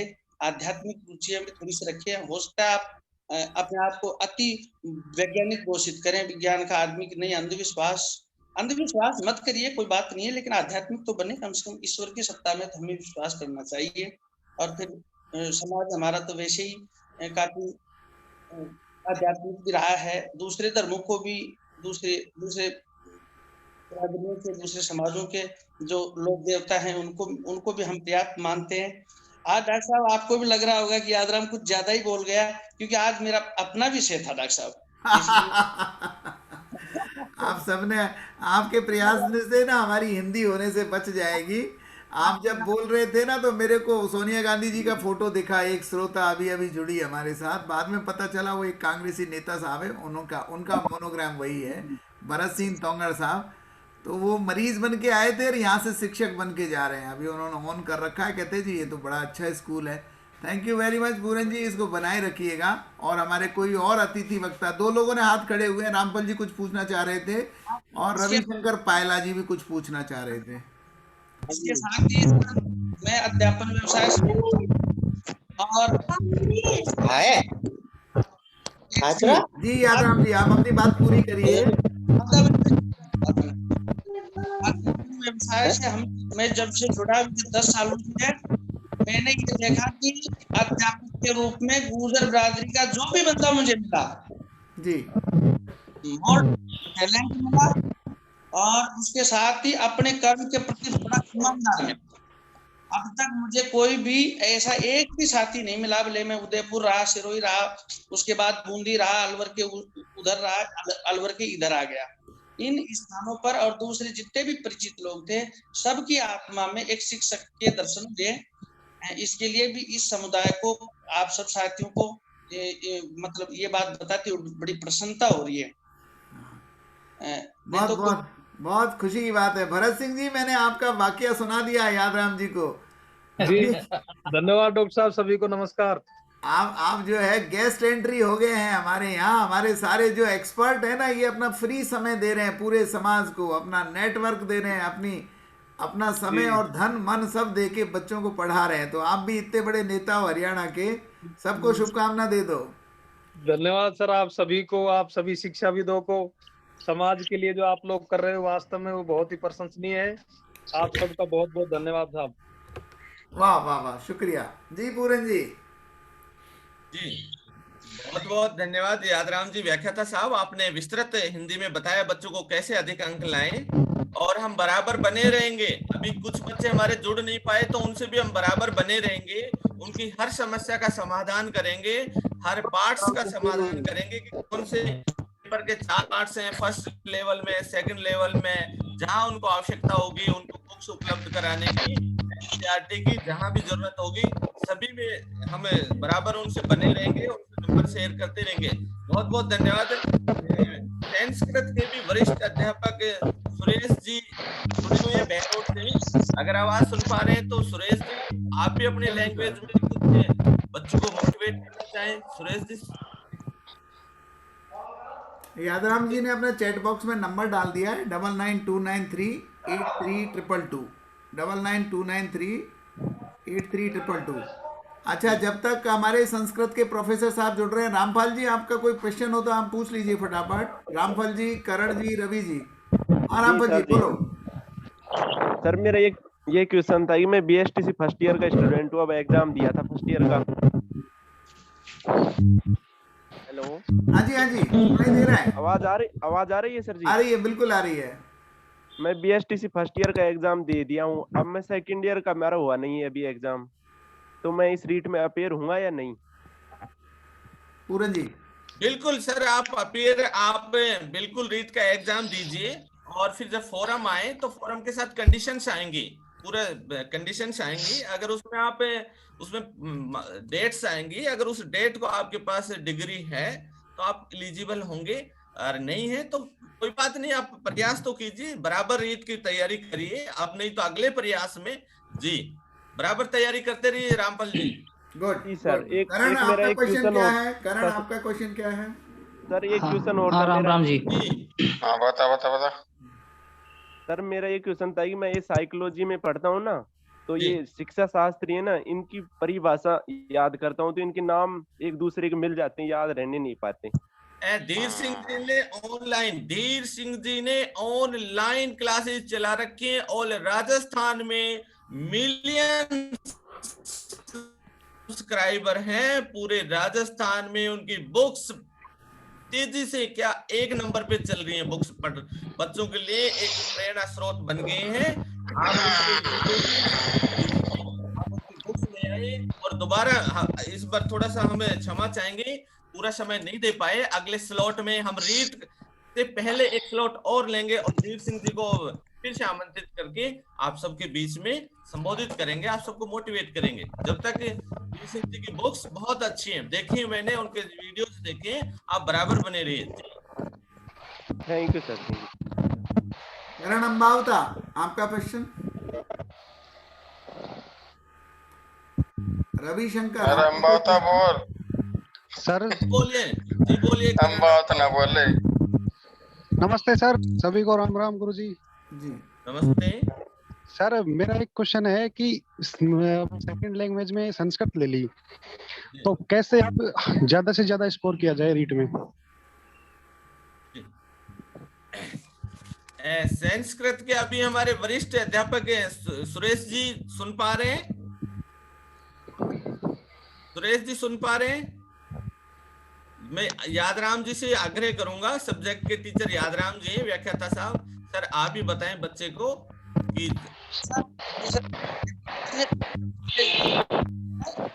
ग्रेजुएशन में संस्कृत नहीं रही है तो अब आप नाम से उसका थोड़ा सा एक सहारा लें जी। वो उसको आप बैठ के समझे किसी ग्रेजुएट छात्र जो संस्कृत का छात्र रहा है उससे आप वो चीजें समझ लें। जी। केवल क्या करना है संस्कृत के छात्र से, क्योंकि वो आपको आपके लैंग्वेज में आपको ज्यादा बेहतर समझा सकेगा और वो आपके बैठ भी जाएगी। इनको लेने का सवाल नहीं है, इसलिए थोड़ा और हिंदी के बस 15, 17, 18 सवाल तक तो हिंदी व्याकरण की वजह से बैठ जाएगी। उसके अलावा जैसे उसमें सूत्र आते हैं, उन सूत्रों के लिए आपको थोड़ा सा अपने किसी साथी से, और एक यदि याद होता है तो आपके माहेश्वरी सूत्र हैं 14, उनको आप एक बार याद करें। और फिर एक एक है संधियों के जो सूत्र हैं, जैसे गगन सवर्ण दीर्घ काले आग गुणे एचो मायाव, ये 6-7 सूत्र हैं संधियों के, उनको आप एक बार, और इसके लिए आप यदि कोई समस्या हो तो मुझे इस मैसेज से भेज दें, मैं उसका समाधान करूंगा, और आप व्यक्तिगत बात कर लेना मेरे से। ठीक है सर। शुक्रिया। और कोई अन्य साथी का क्वेश्चन हो तो शिवचरण जी कुछ पूछना चाह रहे थे, शिवचरण जी मैथ से कुछ, इसी तरह जी। हेलो सर, नमस्ते। नमस्कार बेटा, बोलिए। नमस्ते यादराम सर। मेरा क्वेश्चन सर ये है कि जैसे हिंदी में ये टॉपिक है तत्सम तद्भव एंड देशज विदेशज, ये वाले शब्द, इस टॉपिक को कैसे तैयार करें? क्योंकि तत्सम और तद्भव का जहां तक मैटर, सभी साथी सुन ले, बड़े ध्यान का विषय है। जैसे आपको लगता होगा कि तत्सम शब्द वे शब्द हैं जो संस्कृत से आए हैं, बिल्कुल सही है, लेकिन तद्भव शब्द वे हैं जो किसी पर्टिकुलर संस्कृत शब्द से हिंदी के रूप में प्रयुक्त हुए हैं। जैसे आग शब्द बना है अग्नि से, अब अग्नि के और भी पर्यायवाची संस्कृत शब्द हैं, जैसे हुतासन, अनल, लेकिन अनल से आग नहीं बना है, अग्नि से आग बना है। ऐसे ही उनको यदि आप देखोगे तो प्रथम अक्षर तत्सम का और तद्भव का लगभग प्रथम वर्ण समान होता है। तो इसके लिए आप एक बार मेरे से व्यक्तिगत बात करना, मैंने इसीलिए नंबर डाले हैं क्योंकि इस वेबिनार का यदि अपन समय इस पे लेंगे तो थोड़ा सा लंबा पड़ जाएगा। आपका कोई भी टॉपिक हो, मैं 1.5 मिनट से ज्यादा एक टॉपिक पे लूंगा नहीं व्यक्तिगत बात करने में। कोई हो, भले वो उपसर्ग है आपका 1.5 मिनट प्रत्येक, मैं सारे के सारे आपके लगभग 12 मात्र 16 मिनट तो आपको समझाएंगे। यादराम जी बिल्कुल आग्रह है, बेहतर दिन निकाल लीजिए बच्चों के लिए, बच्चों को समर्पित कर दीजिए बेहतर दिन। ये पूरी जीकेएफ आपसे आग्रह करती है, हमारे सभी अतिथियों से आग्रह करती है, बेहतर दिन कोई भी समय बच्चा फोन करे, स्टूडेंट फोन करे, 24x7 उपलब्ध रहेगा जी। कोई अच्छी तैयारी करने वाला का साथी हो या कोई भी साथी हो, जैसे गारंटी के साथ कहता हूं, कोई भी फौजी साथी फेल नहीं हो सकता, कोई भी फौजी साथी। धन्यवाद, बहुत धन्यवाद इस बात के लिए। आपका नंबर चैट बॉक्स में भी डाल दिया था, दोबारा भी बता देंगे। पूरन जी हमारे पास 5 मिनट और हैं, तो आप संपन्न करिएगा जी। और भी किसी साथी का अगर 2 मिनट में क्वेश्चन है तो पूछ लें जी। सीताराम जी हाथ खड़ा कर रहे हैं सर। जी सीताराम जी। सर मैं एक निवेदन करना चाह रहा था जी। बोलिए बोलिए। इसके बीच में एक स्लॉट प्रोफेसर के लिए भी दिया जाना चाहिए सर। सुनाई नहीं दिया साफ, क्या बोल रहे हैं? थोड़े समय बाद एक स्लॉट असिस्टेंट प्रोफेसर के एग्जाम से संबंधित भी दिया जाना चाहिए सर। जरूर सर, मैं आदरणीय डॉक्टर साहब से, आरके साहब से और पूरी जीकेएफ से निवेदन करेंगे। हम जल्दी ही एसआई पे, सब इंस्पेक्टर पे, एग्रीकल्चर पे सभी भर्तियां आएंगी, उनसे सबसे पहले हमारे संबंधित विषय विशेषज्ञ जरूर आप सबके बीच उपस्थित होंगे जी। एग्जाम कब है पूरन जी? एसआई का एग्जाम कब है सर? 4 अप्रैल और 6 अप्रैल को असिस्टेंट प्रोफेसर के एग्जाम है सर। ठीक है, जी सर। चैट बॉक्स में सुनीता जी ने भी अपना नंबर डाल दिया है, वो भी हिंदी और संस्कृत में ऑनलाइन क्लासेस ज्वाइन कर सकते हैं, उनसे भी मार्गदर्शन ले सकते हैं। तो यादराम जी और सुनीता जी यही बैच में 2 हिंदी और संस्कृत के प्रोफेसर हो गए। Very nice. लास्ट में हमें डॉक्टर बच्चन सिंह जी अगर सुन रहे हैं तो हम सबको लास्ट के 2 मिनट में हम सबको आशीर्वाद प्रदान करें हमारे बच्चों को। डॉक्टर बच्चन सिंह जी सुन रहे हैं? बच्चन सिंह जी आपके वचन निराले। हंसू फागना आप ठीक हैं? सुल्तान आप ठीक हैं? सुनील राणा, मुकेश रावत, गोवर्धन, विजय सिंह, बहुत अच्छी पार्टिसिपेशन रहा आपका आज पूरनमल जी। और सब लोग एकेडमिकली फोकस हैं। एसआई की ट्रेनिंग दिलानी हो तो हमारे 2-3 आईपीएस और रिटायर्ड आईजी डीजी इन लोगों को भी हम उस पैनल में ले लेंगे। आप इसका सिलेक्शन करना अगले सप्ताह या उससे अगले सप्ताह। Doctor Bachchan ji hello sir, याद तो अब आप ही समापन करो इसका। आज की यस रवि जी जी यादराम गुरुजी से मेरा एक सवाल है कि इन्होंने एक बात कही कि आप पढ़ा हुआ भूल रहे हैं तो आप सिलेक्शन के नजदीक हैं। ये किस प्रकार से, ये इसके बारे में थोड़ा मतलब विस्तार से बताएंगे? क्या है कि ऐसा होने पे हम तो कंफ्यूजन की स्थिति में आ जाते हैं, हम तो हताश हो जाते हैं। यादराम जी ने अपने नंबर शेयर कर दिए हैं और 24x7 अवेलेबल है। आपके पूरे क्वेश्चन के उत्तर देते रहेंगे, आपसे बने रहेंगे। पूरी जी कैप आपके बीच में है। आज की मीटिंग पूरे 2 घंटे हो गए, पूरे 2 घंटे से लगातार आपके रीट पे चल रही है। रीट की ईंट से ईंट बजाने पर उतारू है। आप सबको शिक्षक बनाने के लिए हम जद्दोजहद कर रहे हैं। आपको कुर्सी देने के लिए स्कूल में आइए, हमारे बच्चों को पढ़ाइए, आप शिक्षक बनिए। हमारी शुभकामनाएं हैं, पूरी जी कैप की तरफ से शुभकामनाएं हैं। हमारे बहुत सारे साथी जब शिक्षक बन के आएंगे, हमें हमारी खुशी दुगनी हो जाएगी। हम आप सबका अभिवादन करेंगे। आज की इस मीटिंग में आदरणीय आरके साहब, डॉक्टर रूप सिंह जी, सुनीता जी, सभी शिक्षाविद, हमारे विद्वान साथी और हमारे अतिथि असिस्टेंट प्रोफेसर धीर सिंह जी ने भी हमें बहुत मोटिवेट किया। डॉक्टर बच्चन सिंह जी ने हमें मोटिवेट किया। इंद्राज जी सीबीओ साहब, यादराम जी सहित हमारे समस्त शिक्षक साथीगण, सारे बच्चे यहाँ उपस्थित हुए, बहुत बहुत धन्यवाद। आप सभी का आभार। डॉक्टर साहब इतना कीमती समय निकालते, हम सब बच्चों सबको आशीर्वाद प्रदान करते रहते हैं। अगली फिर जूम वेबिनार होगी, उसमें हमारे फिर से अतिथि होंगे। एक और कोशिश करेंगे हम, जब रीट होगी, रीट से पहले भी फिर से हम सब हमारे अतिथियों को एक बार और आमंत्रित करेंगे। आप में एक बार और जोश भरेंगे बच्चों में, और हम चाहते हैं कि ज्यादा से ज्यादा बच्चे हमारे शिक्षक बने, समाज का उत्थान करें, समाज के लिए समर्पित हो जाएं, एक प्रेरणा लेके जाएं। जब शिक्षक बन जाओगे, समाज के लिए जरूर काम करेंगे, एक बच्चे को जरूर पढ़ाएंगे, आगे बढ़ाएंगे, ऐसी उम्मीद लेके जाएं। हम सबकी शुभकामनाएं हैं। आप हौसला भर लें। आप हमारी सबकी शुभकामनाएं आपको हौसले को दुगना करेंगी, ताकत देंगी। घबराएं नहीं, बिल्कुल आसान है। आप शिक्षक बनेंगे। हमारी सभी की पूरी जी कैप की तरफ से शुभकामनाएं, हमारे जी कैप के परिवार को और बड़ा करेंगे। ऐसी उम्मीदों के साथ आप सबको बहुत बहुत शुभकामनाएं। बहुत बहुत धन्यवाद। पूरन जी, आपको भी धन्यवाद। आपने हम जैसे रिटायरमेंट होने वाले लोगों को भी हिंदी और संस्कृत पढ़ा दिया है ना। विशेष धन्यवाद आज के एक्सपर्ट्स का। और आप लोग जो बीच में मेहनत करते हो, निमंत्रण देते हो, कहते हैं ना, गंगा आ तो रही है सभी के पास में, लेकिन उसका जल वही भरेगा जो जिज्ञासु होगा।